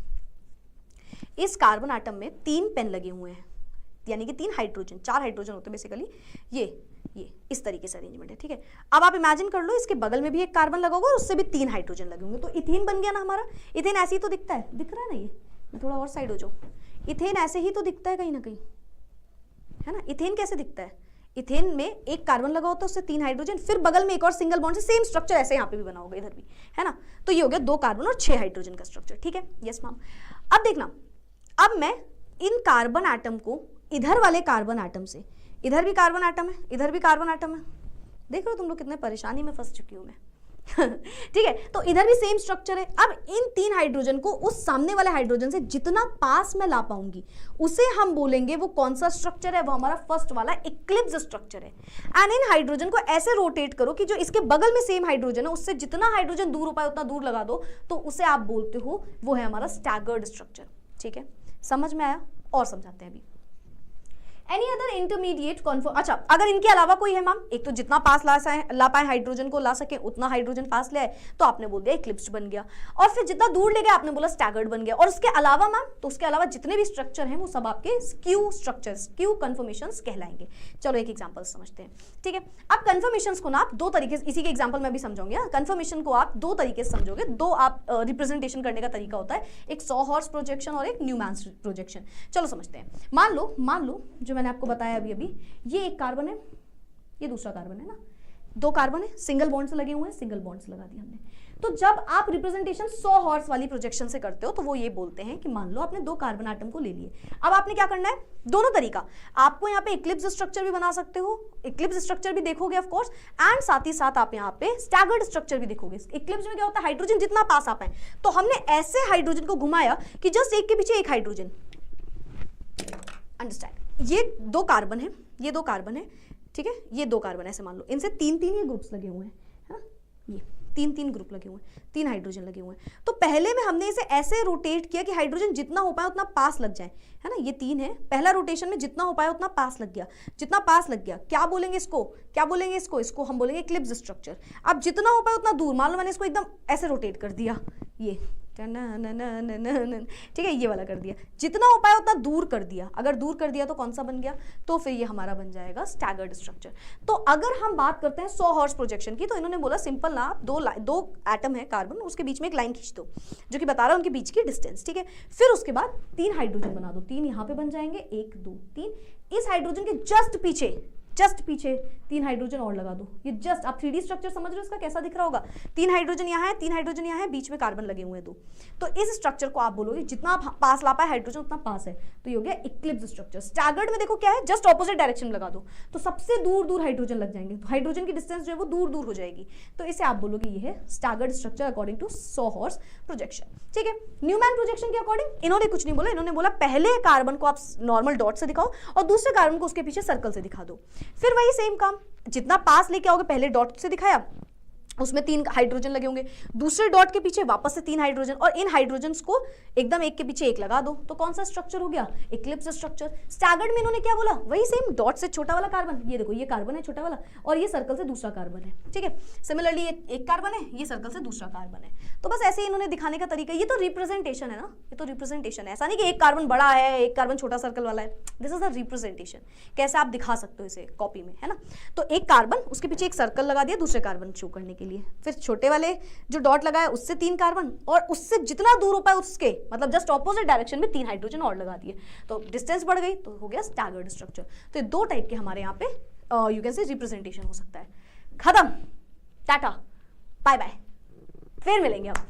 So that's it for today, ये था हमारा एल्केन्स के बारे में पूरी की पूरी चर्चा थी ये हमारी बेसिकली, एंड हम नेक्स्ट वीडियो में पढ़ेंगे एल्कीन्स एंड एल्काइंस के बारे में। Again I want to tell you कि जब आप एल्केन्स पढ़ लेते हो ना, तो एल्कीन्स एल्काइंस थोड़ा सा आपको चीजें आसान लगने लगेंगी, क्योंकि आप एल्केन्स में काफी कुछ ऐसे बेसिक्स जाने हो जो वहां पे यूज होने वाले हैं। ठीक है, सो यस, यही एक रीजन था, है ना। सो या that's it for today, I hope आपको सारी चीजें समझ में आ गई होंगी। If you have any doubt any confusion you can comment below, और हम फिर मिलेंगे विद एल्कीन्स एंड एल्काइंस वाले वीडियो। खत्म, tata bye bye, see you all in the next video, bye bye, take care and keep studying, thank you so much.